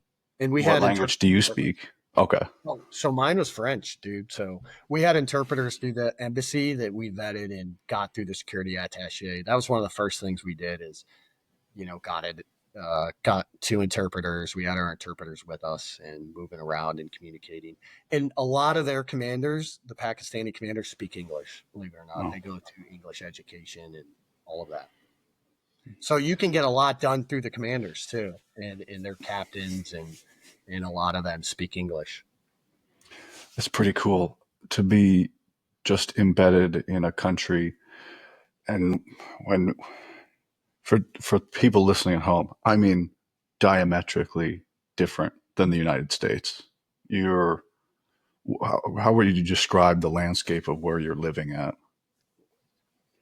Yeah, I mean it's take like one of the worst places that you could go to in America that's either the ghetto or very like low income, like socioeconomic, like everything you could imagine is there, dirty, like there's not a lot of structure and lot infrastructure is falling apart. Like the roads are crap. Like there's no laws, there's no regulations, they're getting coups all the time and you're living there and you have to operate that. One, you don't speak their language. Two, you don't know everything about the area, where to go and all of that. So it was interesting just to be experience that, right? Experience a whole nother country and how they do things and all of that. One of the gleanings that I got that was different that I really like appreciated was um there were times when some of the like you would do formations and stuff and some of the soldiers would show up late. um and you know how that is, it's always like that. But over there, like in Pakistan, they put a huge emphasis on like chai and tea time and crap like that, that like in America we're not going to stop and take a break for. They stop and break, like it stops. You cannot override it. I'm like, no, training's going on, you guys showed up late, we got to get these shots in, let's go. They're like, it's chai time. I'm like, it's 11, let's we can do chai at 12. They're like, no, we do chai at 11. I'm like, until when? They're like, 1. I'm like, no, we're training. They're like, no, we do chai till, and you just sit there and do chai till 1. And you're like, okay, this is what we're doing.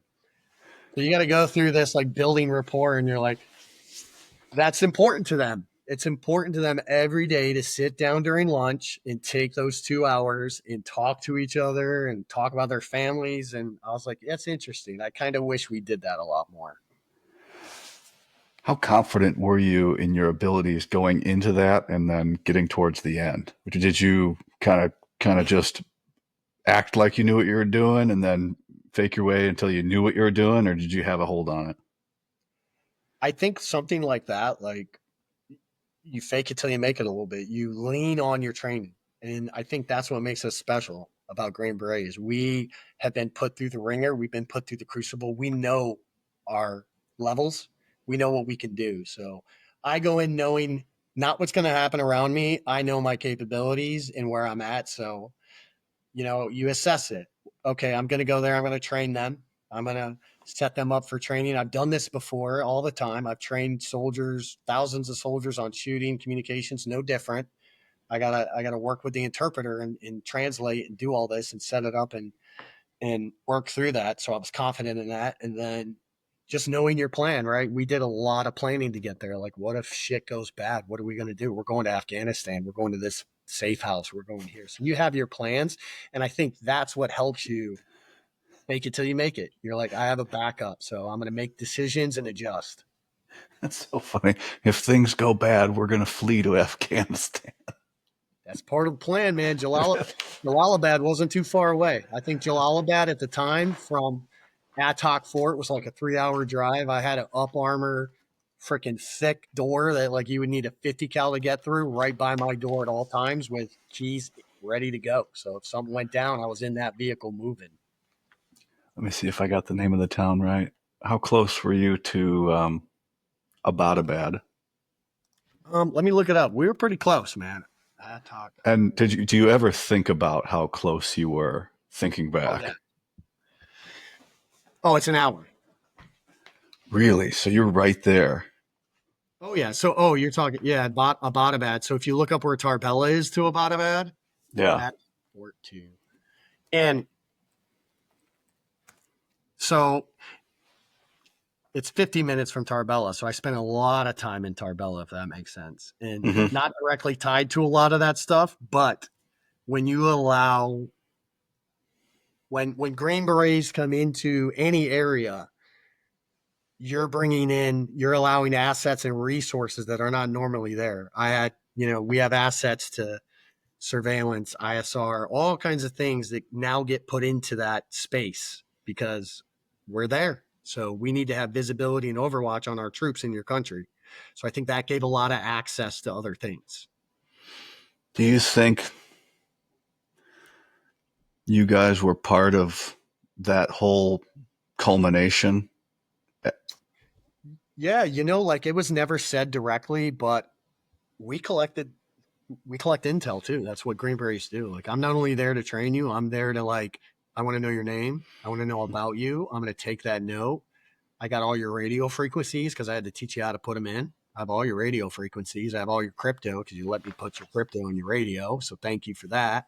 And obviously, we're reporting everything we get because we have to. So I think that all of that combined definitely plays into a bigger role of, names. And when you go in there, we get rosters of everybody too, because, the Pakistan government knows we're there. So they would embed some of their CIA, what are they called?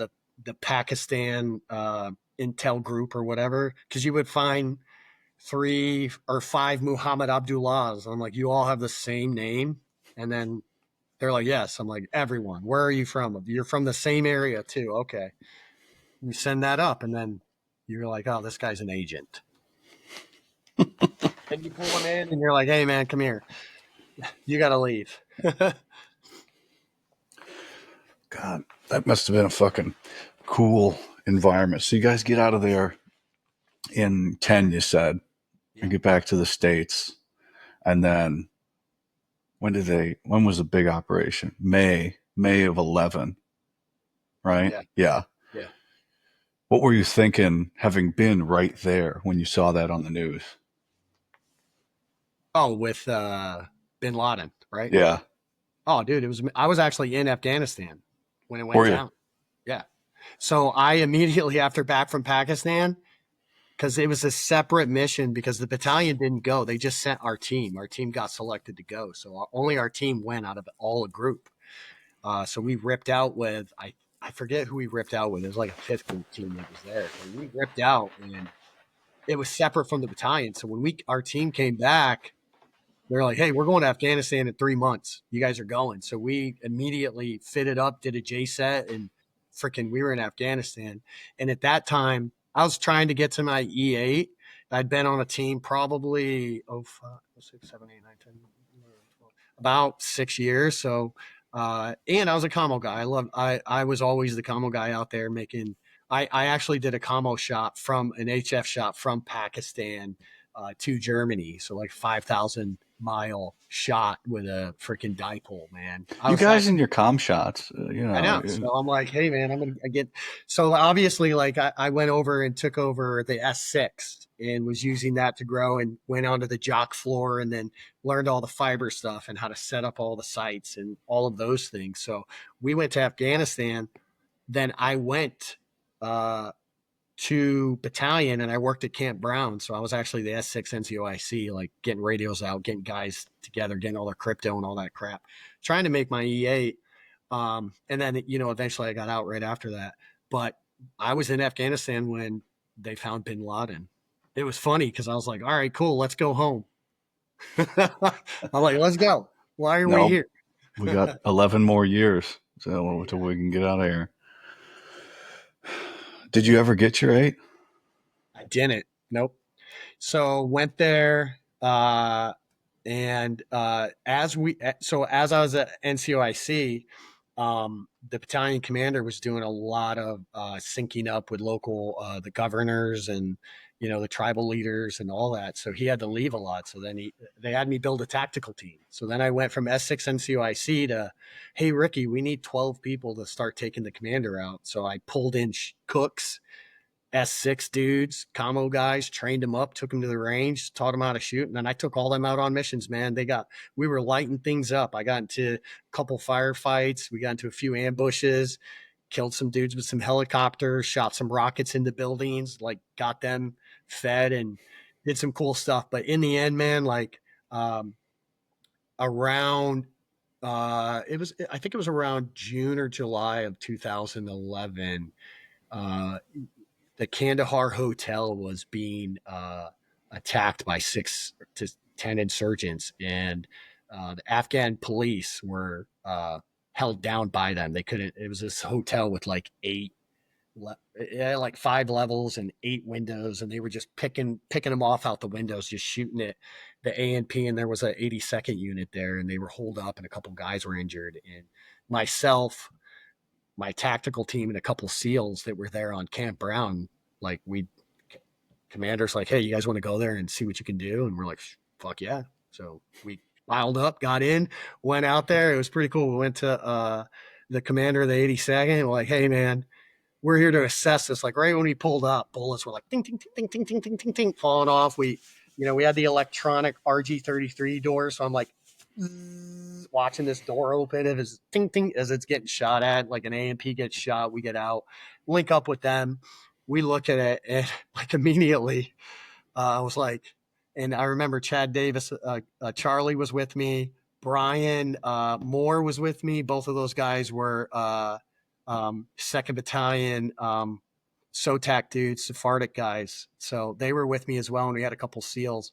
And I'd blown out my eardrum there too. And so injured my eardrum, and a lot of injuries that ended up to me getting out. But they were like, hey, have you guys shot laws and AT4s in the windows yet? And they're like, no. I'm like, we should do that. And they're like, we're not allowed to do that. I'm like, yeah, we are though.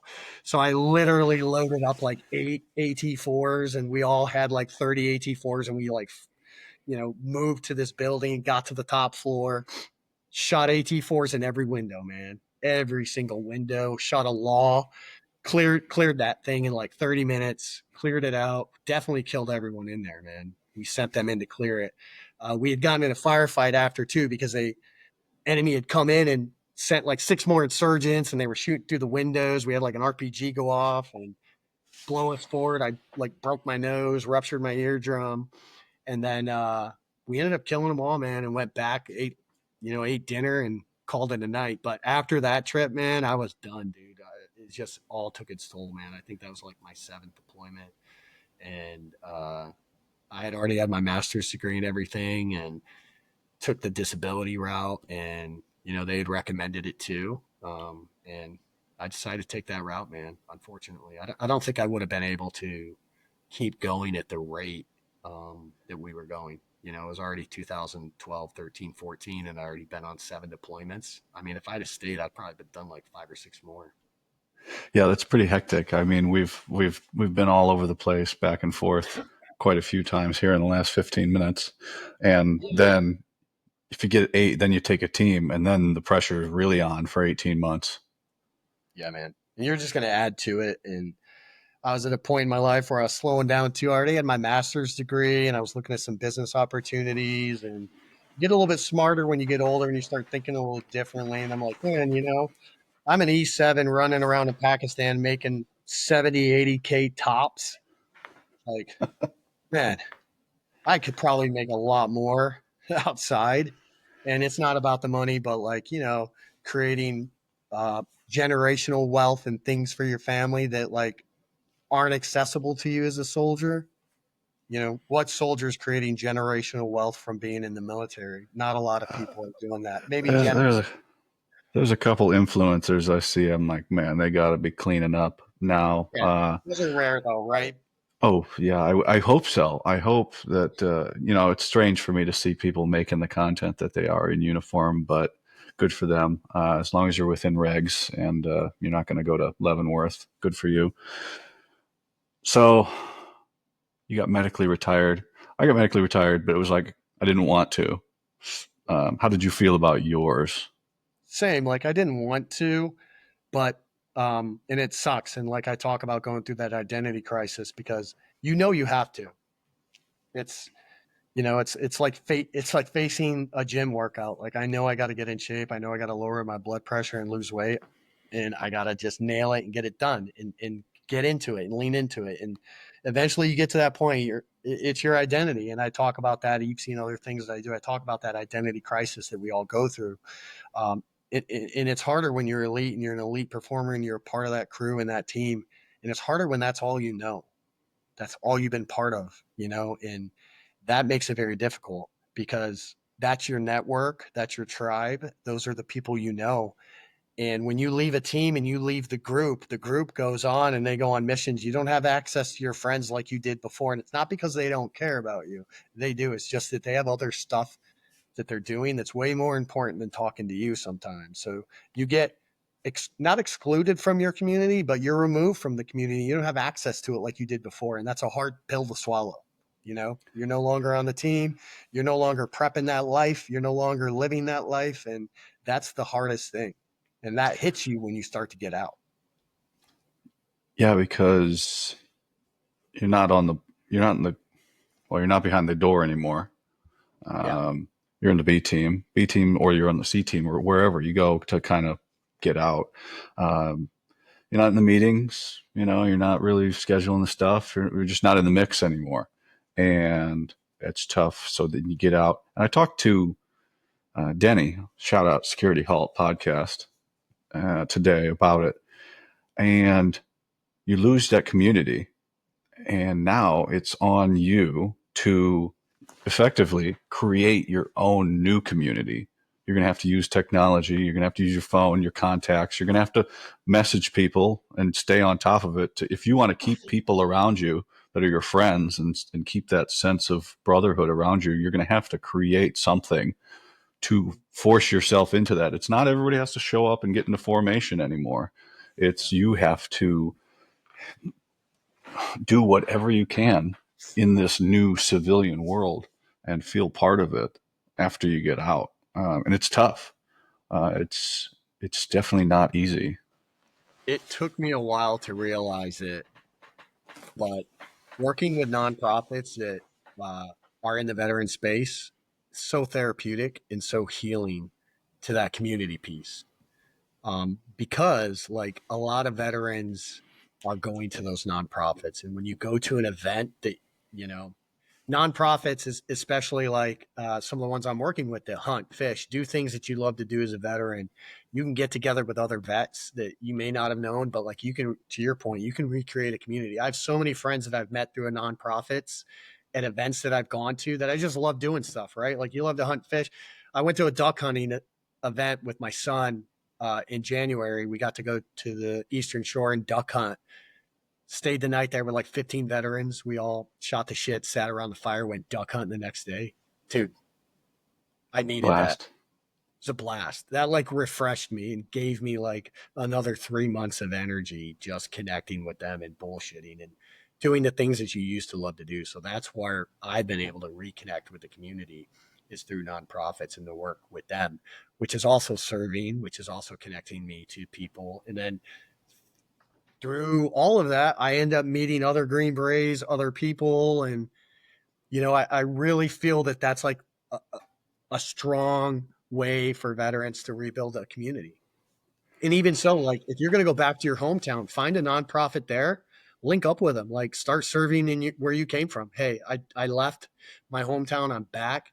I'm working with a nonprofit. Hey, I went and did stuff that not a lot of people have done. I'm a Green Beret. I did all these things, and I'm bringing this back to my community, and we're going to solve problems. I'm still going to be a problem solver. I'm taking everything that I learned, and now I'm giving it back to the community. And that's an amazing, powerful thing.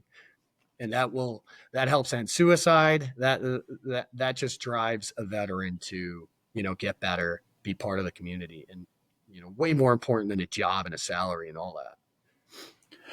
Yeah, this job and salary is the fucking worst. You're not gonna find Golden anything. It's golden handcuffs. Yeah. You got to temper your expectations though. If you're going with a special operations centric nonprofit, you're going to run into a lot more special operations folks, or people that understand that life. When you go with a different one, and maybe in your hometown or the VFW or the Foreign Legion, you get a mix of people. So you gotta I would say be aware of everybody has a different experience, and yours is definitely not going to be like theirs, and theirs is definitely not going to be like yours. So have some perspective and try to see things from other people's points of view, because the most terrible thing that ever happened to them might not be something you would consider terrible, but it's still the most terrible thing that's ever happened to them, if that makes sense. Yeah. So everybody Yeah, I has agree. different experiences. It's what you're trying to solve and get involved with. Like, for me, getting reconnected to community of veterans, I've done it through nonprofits. I love doing that. You can do it through your, business development in your county. You can go to business meetings. It's getting out of the house and getting like involved in getting back to your community. To your point, text people, do things like this podcast, right? This helps connect a lot of people, man. So I appreciate you doing this, because it brings us, all of us, together. We get to talk about what we've done, and we get to intersect and connect, and it's great. I I enjoy it an awful lot. We're 22 episodes released as of today, and we're getting on 40 total recorded.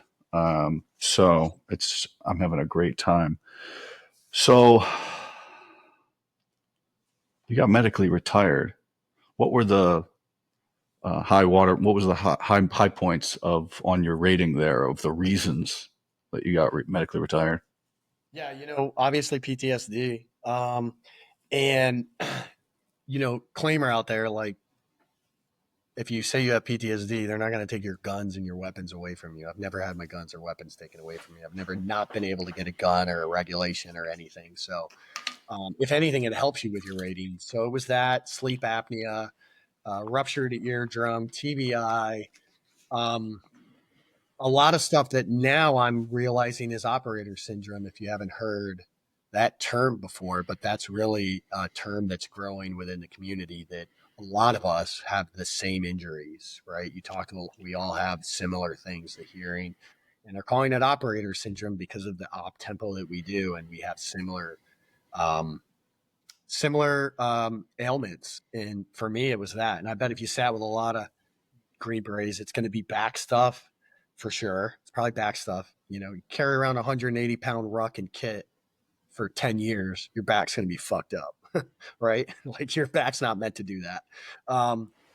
Things like that: PTSD, TBI, blast injury, shooting, hearing, sleep apnea, insomnia, right? Like, you can't sleep, all that stuff. So that was kind of the waterfall for me of everything. I was talking to Dr. Bosley the other day. Green Beret, got his doctor, or became a doctor, does hormone therapy down there in North Carolina. I'm sure he's in your area.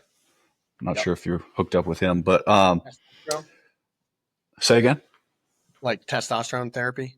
Yeah, Yep. yeah. Replacement, So which is another operator syndrome thing. That too, and because I was telling him about my like 3-prong cocktail of death, or of self-destruction, which is the undiagnosed TBI, problems at home, and then self-medication with alcohol. And he says, well, you can take that TBI right there and just go like 1A with hormone imbalance, Mhm. because one might be causing those symptoms, or those symptoms might be causing the hormone imbalance. So they're kind of on the same plane. But getting those fixed can oftentimes offset or at least diminish some of the symptoms that you're feeling from some of those things, because everybody in group has got some sort of, not maybe not to my level, but where I get kicked out, but some sort of TBI that they think something else, like, I get some headaches, or I'm having bad dreams, or I'm having trouble sleeping, and things like that. Well, if you take a blast, some overpressure, and then you start firing a 50 cal, you don't know it, but you are doing damage to your brain that might have adverse reaction down the road. Did you any of those start when you started to look back on the things you had done? Did you start to tally up all the fucked up things that had happened to you, and maybe this is why I'm feeling this way? Oh heck yeah, man! Like, yeah, I'll use it. '07. We were in an ambush in Chinwal, which is in Helmand Providence. We got into a bad ambush there, and a close friend of mine, Julian Martin, got like stuck by himself, and they were pinning him down. And we got down with the A&A. I'd thrown a bunch of grenades. I shot an AT4 at him, a law. You're in an ambush. You throw everything at him, shooting. Moved up to the 50 cal, unload. You're unloading like 200-300 rounds into stuff. You're reloading. I mean, you're putting thousands of rounds out. That's just one day. So imagine all that pressure and that impact. And I was always on a 50 cal. I was a big time. I love the 50 cal, man. I was lethal with that thing. And my whole time in SF, I was a 50 cal. I was always on the 50 cal. And then once I got more senior, I'm like, I'm always on the 50 cal. I love that thing. And so I shot years on that weapon, dude, like unloading, and that's a lot. If you've ever shot, that, like, that's a big boy, man. You're pushing some rounds through. And now they have science that says every time you fire that round, you get a repercussion that slivers a little micro sliver of your brain. And I'm like, oh my God, dude, I got like millions of micro slivers going on in there. Right. And that's what they're saying now. So I think back at all those times I've shot AT4s, door gunning, shooting, door blasts, flashbangs, all that stuff, man, that we've been part of. Even in training, we're doing that. Like, you're still unloading the 50 cal in training. Oh yeah, in the Charlie course, we're blowing doors up. We're still making charges, standing 12 feet, 10 feet away, 12 feet away, dynamic entry and shit like that. Somebody even brought up to me, the instructors at the Charlie course, they're taking uh, detonations multiple times on the daily, every day, and then another class comes in and they're doing it again. So these people aren't even in combat, and they're at the schoolhouse, and they're just taking blast after blast after blast. Yeah. Um, and then another one I went on, you get out of special forces and you get over to the gun line in a field artillery unit, right? Oh Shooting a yeah. 155, that's a lot of explosion right there, and you're standing 4 feet away. Uh, Yeah, I never really thought about that from the artillery side, man. That's a big thing. And I think that veteran up in Maine was an artillery guy, actually, and running a range. That veteran that went loco and up in Maine, he was an artillery guy in E7. It was running range stuff because he wasn't a combat guy, and they were like, "Why does he have all these issues?" But he ran a grenade range and was an artillery dude. But that makes a lot of sense. Um, but yeah, man. And they say with operator syndrome too, the doctor that coined it, and I have to look up his name. He has a few books on it. That with special operators, it's the amount of rounds that you're shooting. And he just puts it in perspective of rounds for your everyday infantry soldier. For like every 100 rounds they shoot at a range, one Green Beret is going to do 1,000. So like you, me, Green Berets, we've probably shot, shoot, what, 50, 60,000 rounds don't maybe? don't lump Well, me in. I had the least impressive SF career that there is. So well, for your everybody career, else, think about all the rounds you've shot, right? And then like me as a Green Beret, I've shot a lot of rounds, dude. Like probably thousands, tens of thousands, almost hundreds of thousands of bullets that I put through guns in a 15-year career on multiple deployments on multiple missions, which is exponentially larger than your average person is going to deal with. And those are micro sheds of your brain. You're screwing your brain up. You're taking, little mini punches to your face 10,000 times. And it's wild to think that now, because at the time you're not thinking that. You're like, this is awesome. Hell yeah, let her rip. Run her dry, baby. And you're like, man, I wish I didn't run. There's a few times I didn't need to run dry. With nothing but some 3M earplugs to save the day. If you wanted to stuff those things in your ear, which half the time it's more of a nuisance than it is a help. Yeah. No, there was they didn't get sued for no reason. So Yeah. what were some treatments that were brought to you that helped once you got into the VA healthcare system? Yeah. For me, the VA didn't help a lot. Like, I mean, anything that I've got that's been truly meaningful and helpful to me, I've had to outsource it and get it from a nonprofit or other things. Like, for example, when we talk about the testosterone therapy, anytime I talk to a vet, especially Green Beret or an operator, go get your testosterone checked. It's a silent killer in the community, and guys don't know. And ego's involved, and like, I don't need testosterone. I don't need it. I never knew. I was like, I got to a point in 2019. I was just so depressed, and I didn't know why. I'm like, I'm doing everything. I have no energy. I don't know what's going on. And they ran a bunch of blood work, and my doctor's like, we're gonna have you come again in a couple days. I need you to fast and let's check your cortisol levels again and your testosterone. And I was like, why? He's like, your testosterone should be about 600. You're at 102. And I was like, what? He's like, yeah, that is like close to death. So I don't know what's going on. And That's I much didn't less than a woman would have of the same for age. real. Yeah. So I went to the VA and found that out and started setting up meetings with endocrinology. And endocrinology is like, yeah, we'll see you in 8 months. And I was like, holy crap, I can't wait 8 months, man. So I outsourced it myself. I went to a hormone doctor. I was paying crap, $500 a month to get hormone therapy because I needed it. And finally it brought my levels back up. And now I need it for the rest of my life. And it's okay. I'm okay with it. But a lot of dudes don't know. I've told dudes and they go get it checked and they're like, damn, dude, you were right, man. And I'm like, yeah, get that fixed because it ties into the TBI. It ties into your health, your weight, your blood pressure, your diabetes, all those factors that come in when you're 40s and 50s that if you don't get that checked, man, it's a silent killer in the community. And that's just one thing the VA didn't do. I'm like, this is a huge issue, guys. Like, I'm at 100. How do I get this? And they're like, 6 months from now. I'm like, no, what do I do? And so I outsourced it. Now I'm back in and the VA pays for it, but it took me like 3 years to get it straight. So now the VA is actually supplementing it for me, but it took me, I probably paid about 20K out of pocket for a couple of years just to get myself right. It's a common story, but once the guys see the light, then there's no going back. They go, Yeah, yeah, once I got better, I'm like, I don't care. I'll pay whatever I need. Put it on credit cards. I'll make it happen. yeah. So that was beneficial. Another one is stellate ganglion block, which great therapy.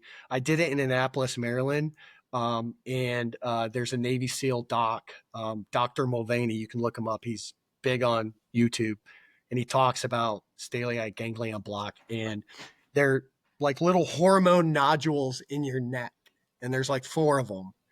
And these are communication pathways. And what they do is in the back of your neck, your central nervous system, as it goes down like the tree trunk roots, what the science says is that every time you've been in a firefight or a stressful situation, those nerves grow because your body's learning that, okay, you want to put yourself in crazy shit all the time? I need to access your heart and your lung and increase oxygen and heart rate whenever I want. Whenever I feel you're in danger, we're going to do this. And this system runs on its own. You have no control over it. It's running in the background because it's taking over and it says, guess what? I'm in charge because I'm keeping you alive. And we don't know that. And that's the science behind it. Now, what stellate ganglion block does is Dr. Mulvaney goes in and like finds the block and numbs it. So and it's 2 procedures. He'll do one here on one day, then he'll do the other side in a couple days. Makes you feel like you have a sore throat, really lumped. But what it does is it resets those blocks, and it says, guess what? Like, turn the computer off, turn all the programs down, and start back to where you should normally be. So I did that, and it helped me. It like really, uh, allowed me to have more control over breathing, heart rate, because what was happening before is, right, we get into a stressful situation and we think it's stressful. We perceive it as that. And then that ganglion block goes stress, go, heart, lung, boom, boom. And you're like, you start wigging out, right? And that's PTSD and TBI. But that ganglion block resets, which it's not a fix all, but at least gets you to a point where you can shut your system down and have a little bit more control over your emotional well being and your emotional health, and then allow you to get treatment. So since I've had that, I've done other things and other therapies, counseling, working on things emotionally where those ganglion blocks were blocking a lot of that. So it's really good therapy. That's awesome, man. And that's great that it helped. And that, but it's unfortunate, like the VA, which is supposed to be, they're supposed to take care of us, is not the one that is. Oftentimes, it's we've said before when we spoke before, it's the nonprofits that are stepping in and filling the gap. Why? I've had a good experience with the VA. I really can't say much bad about them, but I'm like, the things I have wrong with me, I have under control, right? Um, so I don't, I haven't put in a situation where I can shit on them, but a lot of people have. Why is that? Why is the VA not the beacon of hope and help that it should be? Yeah, it's one of those, hey, we started this with an amazing concept of what it could be for our veterans and all of that. And the VA started that way. And then what ends up happening with a lot when the government gets involved in a lot of things is you get the industrial block. And I feel that's where we're at with the VA is you have a lot of departments, you have a lot of overhead, you have a lot of oversight, things, checks and balances. And once you grow like that and you become such a huge organization, it no longer serves the people that it's meant to serve. Instead, they serve themselves. And it turns into, how do I keep my job? How do I do this? And I'm not saying every person at the VA thinks that. I'm just saying when you get into an industrial block system and you have, you're a manager of 30 people, you want everyone to keep their job. So you're going to do whatever you can. And the VA gets that way, right? So it's hard to break through that system because everyone's basically industrial block. They're part of the system, and you're navigating 10 different departments to get to one. No one's talking to anybody, but they all exist. And you're like, why? And then they can't afford to give you stellate ganglion block, or we don't have the research behind that yet to allow it into the VA, or not every VA does this, or all of that, instead of like resetting and saying, how do we pour money into therapies that are working, increase research on our warfighter? How do we do advanced research? Like, not about the war now. What are they going to face 10 years from now? How do we help? How do we build therapeutic ways to help them? Right. And invest into that. How do we build departments around stellate ganglion block? You can go to the VA and get it done. Or guess what? There's so many ways they could solve it. Um, Voucher systems, right? Like, guess what? You're part of the VA. If you find a doctor that'll give you stellate ganglion block, find out what the cost is. The VA will pay it. You can go. Why can't we do that? Yeah. Billions. And not everyone needs it, right? And stellate ganglion block, if you did that and enough doctors started doing it more, you'd probably have probably the cost would be less. You'd have a lot more access. And it's things like that. And then the paperwork and the administrative process. For me to see a doctor, I got to go to the VA, which is going to take me 3 months. And then I got to see my primary care manager. Then I have to go through the ringer with that person, then tell them everything I need. Then they're going to give me a referral, which is going to go to the VA, and that's going to take 5 days. And that's going to go to community care. Hopefully that team is doing what they're doing, because they're going to call you and say, hey, you need endocrinology. Well, we don't have an appointment at the VA, but we can give you community help. And you're like, oh, cool. They're like, but it's going to take a couple weeks. And then you link up with the community doctor and you go there and they're not fully tied in with the VA system. And you're going to and this has happened to me. I go to the community doctor and I'm paying copays. And then I get like $1,000 bill 3 months later. And I'm like, what's this bill for? And I call the VA and they're like, oh, they didn't bill it right. I'm like, who didn't? And they're like, the hospital. I'm like, how do I fix it? They're like, well, call them and make them bill it right. I'm like, what do they got to do? And they're like, so you're going through this system. And you're like, why am I doing this? I literally, this happened to me. I went to the VA and I had my back surgery on my back. And I had to go see a doctor to get my spinal fusion done. And I kept getting an $8,000 anesthesia bill, and it went to like credit collections, and I could not get it resolved. And I finally like had to do a patient advocacy complaint. And what had happened was the doctor did not put my blood pressure in the system after the surgery was done. Therefore, the VA would not accept the claim or pay it. No one told me this. So they're just back and forth. And Ricky's getting the bill. And I'm like, what the? So I had to call the VA, call community care. And they're like, oh, here's how you solve this. It's easy. I'm like, okay. They're like, you got to go back to your PCM. You got to make them do a new referral. Then you got to make them backdate it for this date. Then when you do that, community care will get it. Then we'll get you on the phone. Then we're going to call the doctors and then we'll figure out how to bill this the right way.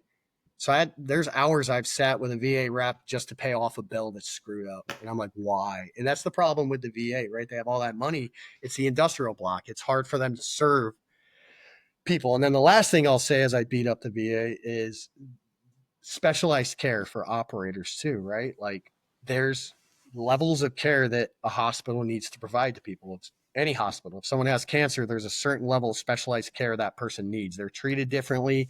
They're fast tracked on things. They're put through pipelines in a different way that's meant for them.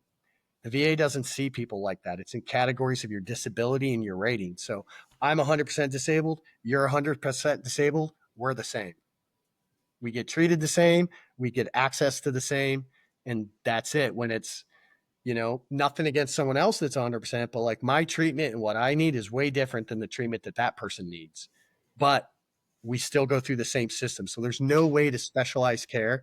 There's no way to create ways for veterans to do other things and get their care right. Think about Ibogaine, SGB shots, ketamine stuff, all kinds of therapies that are available and out there that you wanted to do it and you could get a voucher from the VA to do it. That would solve a lot of problems. You would influx the community. You would have doctors involved. You would have access and all of this. So I'm hoping that some of this restructuring of the VA has some of that in there. So those are some of the issues that I've had personally with the VA. I've definitely had a few good experiences where they've taken care of me, but that's few and far between. I'm also in DC, so not the best VA in DC, honestly. That's surprising that it's not. Yeah. But they're hit or miss. You can go to people you'll see on the page. My VA is great or my VA sucks, and it's too bad. I guess mine's okay. I don't know. It's kind of creepy where it's at. It's not in a great part of town, but my doctor's nice and kind of listens to me, I guess. But I don't know. Yeah. I don't know. That's where the nonprofits come in and like save the day, because there's all kinds of other shit out there that can, and if they have to, they can send you out of the country to go get some treatment or therapy to go do something. And that's what we do at Reforge. I'm a fractional CEO for them, and I do that work to provide business experience and branding, and share some of the therapies that I've been through in my message. But you're right. Like at Reforge, the nonprofit that I'm working with, we set up stellate ganglion blocks for special operators. You come to us, I can get you that shot. We have a connection. I'll get it for you. Not everyone can get it. I don't have an unlimited amount of these, but for the right people and the right, it's for operators right now because that's who needs it the most. And we can get you outside and cold therapy, cold plunge therapy, heat therapy, connect you to that.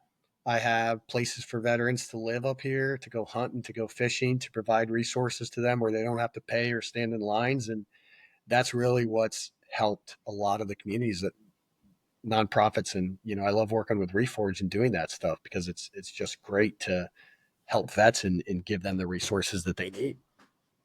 How do you convince vets to seek treatment before they have to seek treatment, when they do it when they want to? Because a lot of times there's pushback from, whether it's in our minds or no, it is all in our minds, that we're not worthy of our sufferings, that I don't need help, somebody else needs it. And they just take no action on their own behalf unless they absolutely have to. How do you convince people to do that? Yeah, I say self-care is not selfish.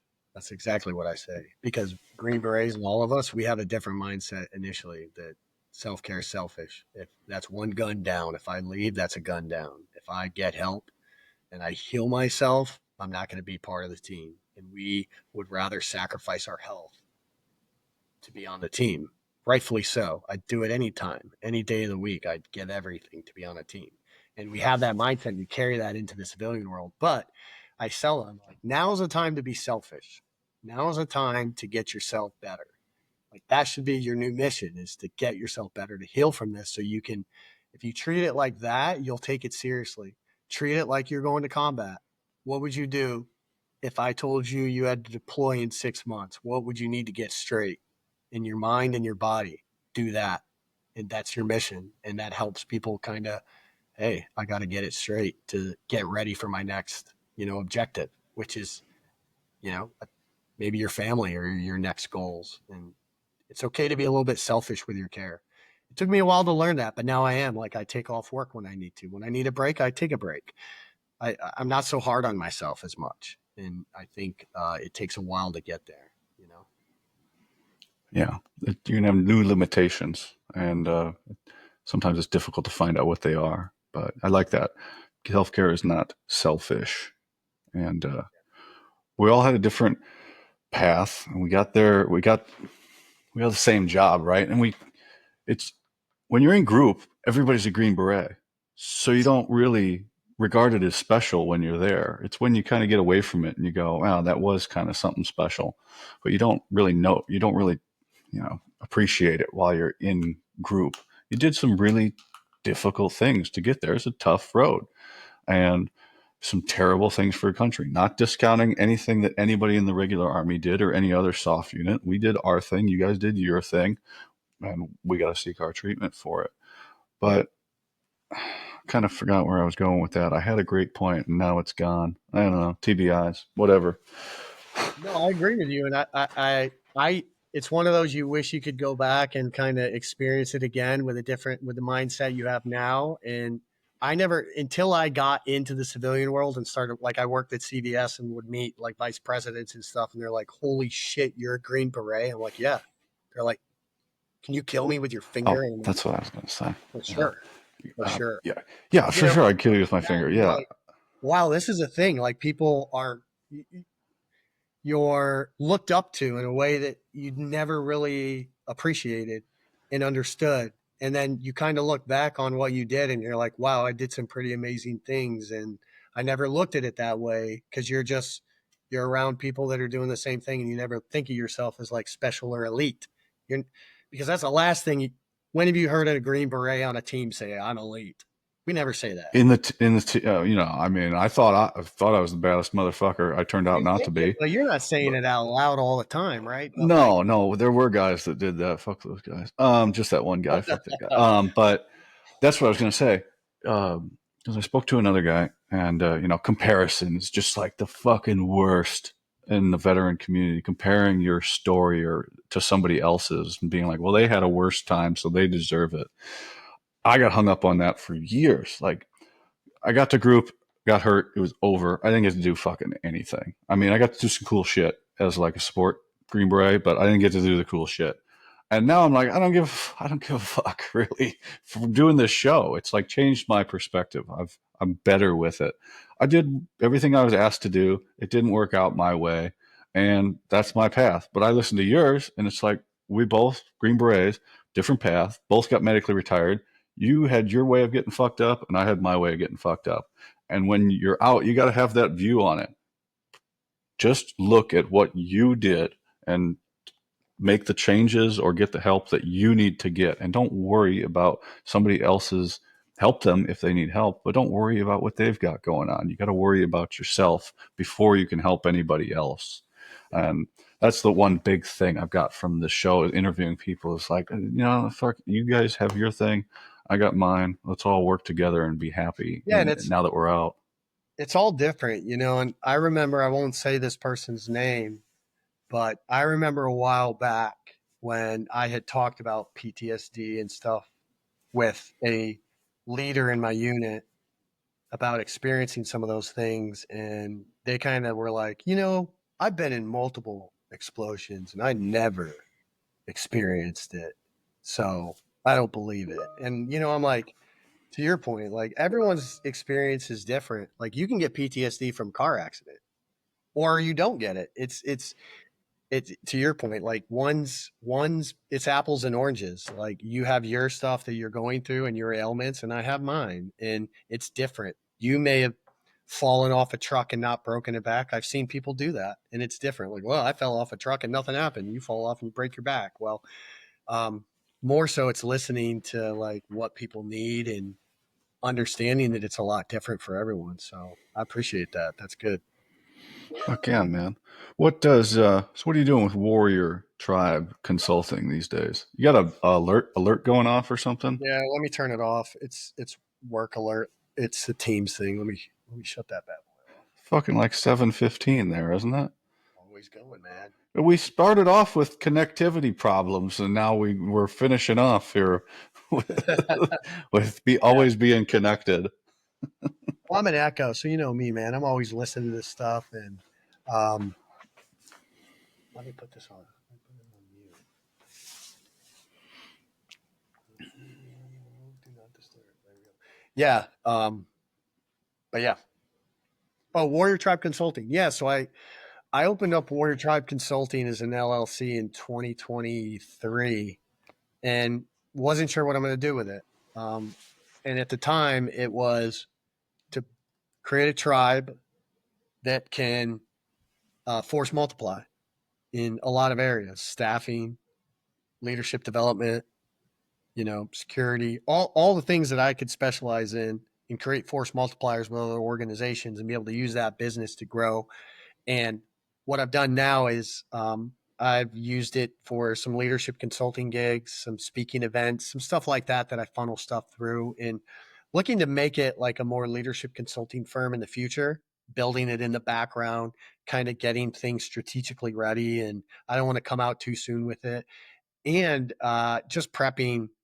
I love what I do now, so I'm content with where I'm at with the current company that I'm working with, and I do a lot of talent stuff with them. So I love that piece, and I just do the business on the side as I grow it as a way to stay connected with my community and have it ready for when I determine exactly what it's going to be, if that makes sense.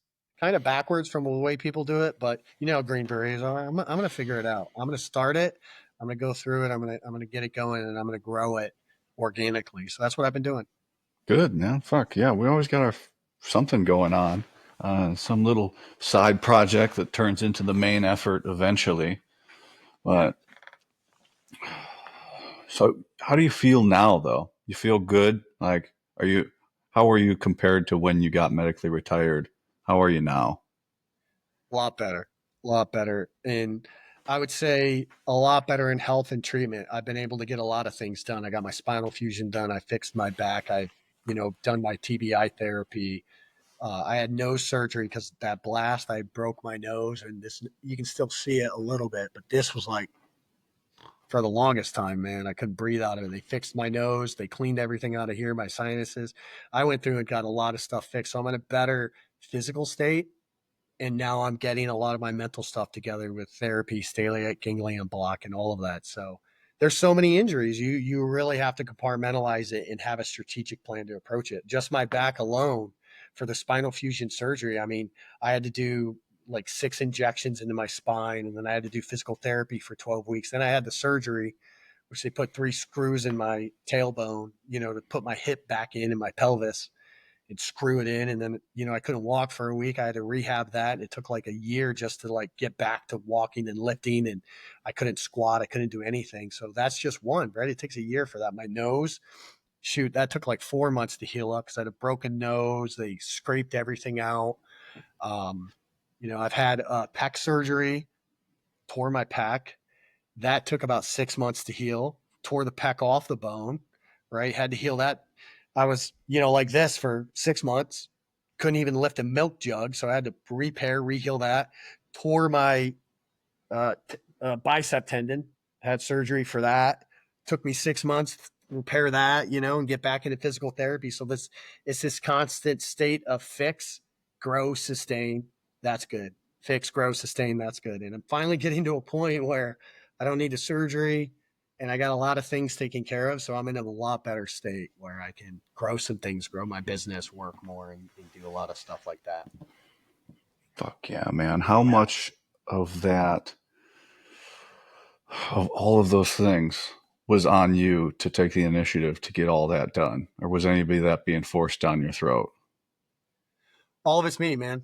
And I would say my motivating factor behind it, my son's in the military. My son is 22. He's in the infantry. He joined as an 11 bang, bang, right when COVID hit, and spent 5 years in Germany. He's an E5. He went to he's at Colorado now. So I thought about it and I'm like, man, I missed a lot of time with my son, so much time deployed away from him when he was younger. And now I get emotional about it because now I can be in a better state to mentor him, be with him, help him grow. So for me, I'm trying to get better to do that. Good, man. That's what motivates me. Fuck yeah, it's important. And, you did all the cool shit. It's time to, get yourself right so that you can enjoy whatever comes up next. And is your son going to go to selection? Yeah, I don't know. I haven't really put that on him. I've told him a few things about it. Like when he joined, I wanted to make sure he was doing it for the right reasons because I actually had to sign him in because he was 17. And that's a hard thing to do because I have hindsight on things that he doesn't. Right. And I'm like, this sounds cool, but you don't know the road you're about to go down. But I did tell him, like, listen, don't live in my shadow. I chose my path, and my path brought me to where I'm at, and it's a good thing.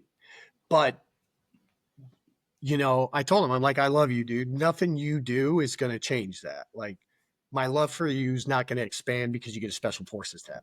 I mean, I think you'll be badass and that'll be cool. I'd be proud of that, but it's not going to change our relationship, whether you go or not. But I told him, I'm like, these are things that you don't go to because you want to make your dad happy or your girlfriend or your mom or any of that. Because if you go for those reasons, when you're in the fucking suck and you're tired and you're hungry and you're sleepy and you got fucking 30 more days to go, that's when, the imposter comes in and goes, guess what, man? Your dad won't be as mad at you. Your dad loves you. It's okay to quit things. And you get into that mind. So I told him, like, when you go, you better be ready. Yeah. Don't fucking disappoint me. No. Don't do it because of me, and you better not quit. Yeah, that's right. Just don't fucking quit. Because I'll tell him you can't quit. Yeah. I told him you can't quit. You can get a broken leg, a broken back, a broken arm. You're not allowed to quit. That's like the only thing. That's like the only thing in group. Like, just don't quit. You can fuck up things. You can do all this others. Everything can go awry. You can definitely get hurt. You can fuck up your mental health, your marriage. You can fuck your whole life up. Just don't fucking quit. That's it. And you'll probably be fine. You'll have a great career. You can ruin everything else, but as long as you don't quit, you'll have a great career. It's not funny, actually, but it is. Yeah. No, it's true, and I tell him that, and I'm, I want him to chart his own course, and I told him, I'm like, dude, think about, he went in the army at 17. He spent 4 years in Germany in Hohenfels as Op 4, And then I even told him, I'm like, dude, do not fly home for Christmas. Do not fly home for birthdays or block leave. You better spend block leave in a different freaking European country. And he did. He's been to like 20 different countries. He's 22 years old. He's been to Prague, Madrid, Spain, Poland. He's been all over the world. And now he's in Colorado. He's single dude, just doing his own thing. I'm like, man, I'm like, I've never been all over Europe like that. That's amazing that you have that, and that's what I want for him, is to have his own experiences that are completely different from mine, because now I can sit with him and be like, hey, tell me about Prague. Like, I want to know the deets, man. I want to know the dirty stuff. Like, it's cool. Like, I want to know that stuff. And then I had the Green Beret flavor in there. Like, I'll tell you what I would have done if I was in Prague, Jared. Right? That's a different podcast. And Did you rent a for car? Like, go. He's like, no. I'm like, we put 2 Green Berets in Prague. Like, we'll have some fun. fuck yeah, they'll have some fun. Well, fuck yeah, man. I got 5 questions I ask everybody, and then we'll wrap this up. You ready? Yeah, sure. All right, man. What's your response to thank you for your service? Mine, I just say, thank you. I appreciate that. There's so much around it. The fact that someone wants to take a second to thank me for something, thank you for that. I appreciate it. That's how I answer it. Quick and to the point. You've been out for a bit though, so you got one queued up. Yeah. What's the one characteristic that sets operators apart from the conventional forces? That's a good one. One characteristic I would say is the ability to deal with failure and chaos, and having the mental like aptitude to do that. I think that's what sets us apart, is because when they select us, they do a very good job with the physical part of it and the mental part of it, and they know that they got a guy who's going to do anything for the unit. They will give everything for this unit. And I think that's the difference, because we are so tied to special forces and what it is and what it means, that they find guys with that alpha mentality to go get shit done. And that's what we do. We'll figure it out. We're not going to break laws per se. We're going to figure it out. Allegedly. We're going to figure it out. Fuck yeah, we're gonna figure it out. We'll come back to that when we get off air. I got a comment about that, but what is the one moment of your career that you wish you could go back and relive or redo? Yeah, I'd love to go back to Kyrgyzstan. So I did a JSET in Kyrgyzstan, similar to Pakistan, but not as wild, not as dangerous per se. It's one of those JSETs where you're running around having fun. I love that time. I was like 24, 25, went there. And this was right before my first trip to Afghanistan. So it was my first deployment for SF was this. When I got on a team, how I got on my team, I would have been on the B team because I had overflow of echoes. Like, I came to Charlie Company and they're like, dude, we have echoes on every team. And then my team, 362 at the time, was going to Kyrgyzstan, and the team sergeant was an old Delta CAG Ranger dude. And he saw my Ranger tab. He's like, did you just get here? I'm like, yeah. He's like, come with me. And I was like, sweet. He's like, we're going to the Sergeant Major. He's like, Sergeant Major, this fucker's coming with me to Kyrgyzstan. I need an extra echo. And he's like, sure. And I was like, all right. He's like, pack your shit, show up with beer tomorrow to the team room, and fucking you're going to Kyrgyzstan next week. And I was like, cool. Got to go to Kyrgyzstan. I slept on a couch and lived there. So I'd love to redo that with the knowledge that I have now of things. It would have been a lot more fun, I think. Sometimes the tab will get you in the door, and now it's up to you to fulfill the reputation. Yeah, the opportunity. Make the best of the opportunity and make your reputation. I like that. That's awesome. All right. What is the best piece of advice that you received during your career? Always take care of my soldiers. That was one thing I learned from in the 82nd, a mentor of mine that I still talk to. His name's Charlie Little. And he was my mentor, and when I came to the 82nd, he's the reason I went to Ranger School, and he always pushed me, always took care of me, and always challenged me in a way that I would never challenge myself. And I really appreciated that. He always told me to take care of my soldiers, so I always did that. And that goes into everything in life, like take care of your people around you and make sure they're safe. I mean, I went to Ranger School. He was like, "You're going to Ranger School. Go." I was like, "All right." I was we got back from Iraq. I was a corporal because I wasn't even promoted to E5 yet. This was 2004. I'd only been in the unit for 4 years, and got back from Iraq, and he's like, "You're going to jump master school." I'm like, "Hell no, I'm not. I'm a corporal." Sure enough, man, he sent me to jump master school. I freaking passed that shit. I didn't even think I could. I was a corporal pushing people out of planes, man, jump master. And they promoted me E5. And then he's like, "You're going to LURS because you're going to the scouts. You're going to be a scout platoon sergeant." And I was like, "No way, man." Went to LURS. And I was like, "Dude, like this guy just pushed me, man, to a level that, I appreciated." So always take care of your troops, man. All right, last one, man. What were you afraid of then, and what are you afraid of now? Time. Time scares me.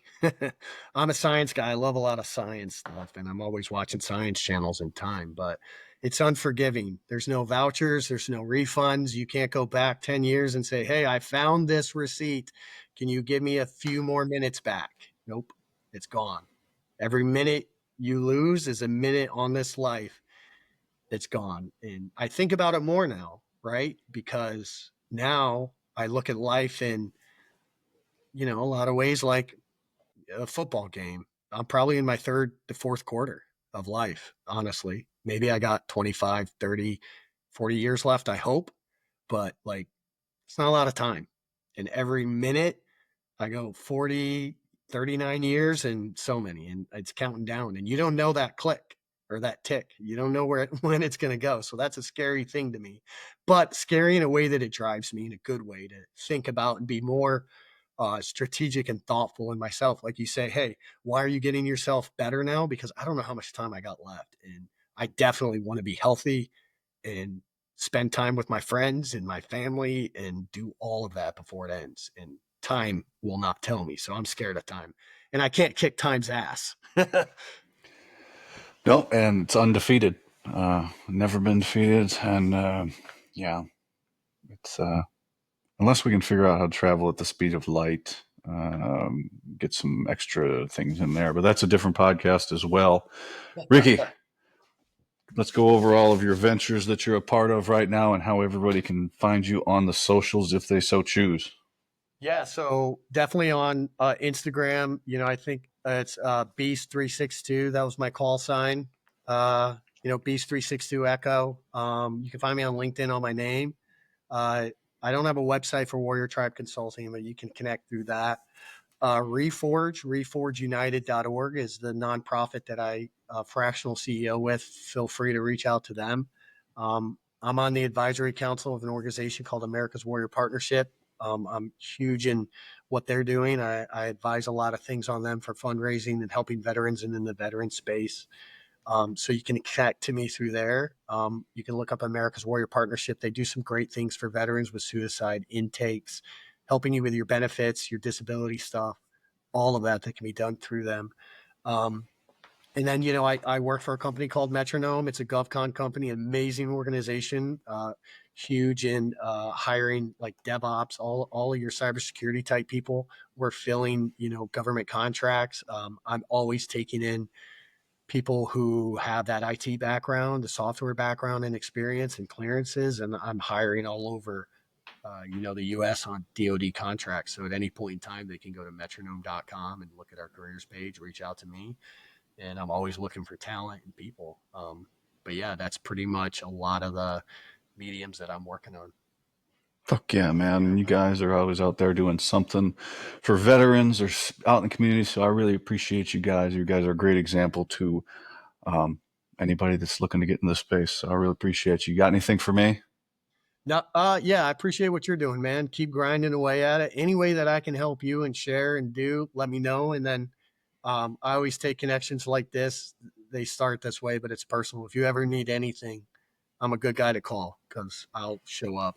I'll I'll do what it takes once we make a connection, and I'll help in any way possible um, to help people get what they need, especially an operator, because we have a certain bond together that is unbreakable. So, if you ever need anything, man, feel free to reach out.